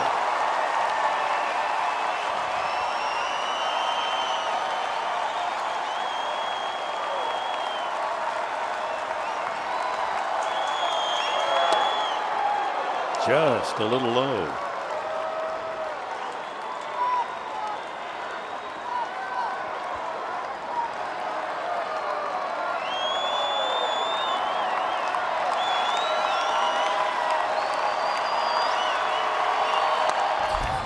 Two and 2.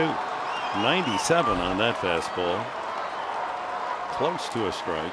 Yeah, well, I'd like it if he kind of eased up just a little bit and painted at 96 on the outside corner. That would be nice.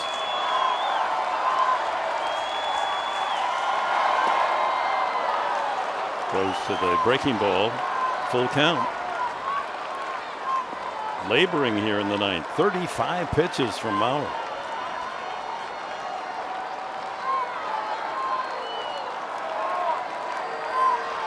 Two runs home to cut the lead to 9-6.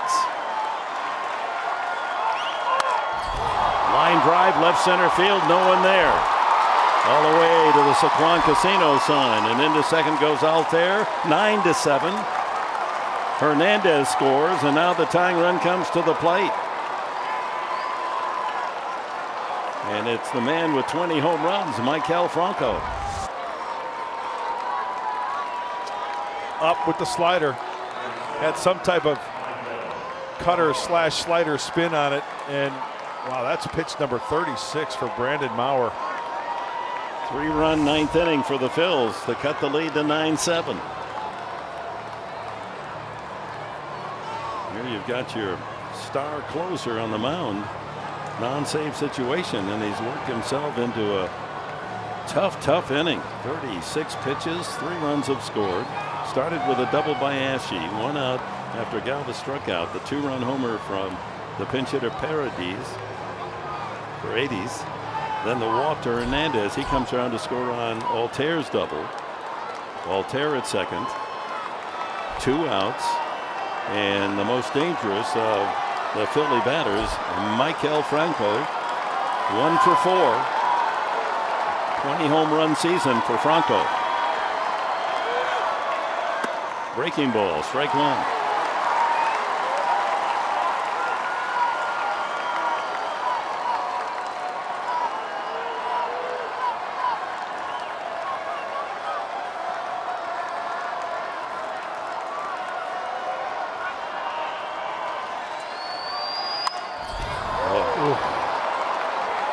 Just a little late on the swing, but it was squared up by Franco. As I mentioned earlier, a lot of the pitches are up, and thank goodness this has got a little hair on it, and it's up around the Phillies on the chest. Really tough to get on top of that. What do you throw him? 2 strikes. I say you got to bounce a slider here.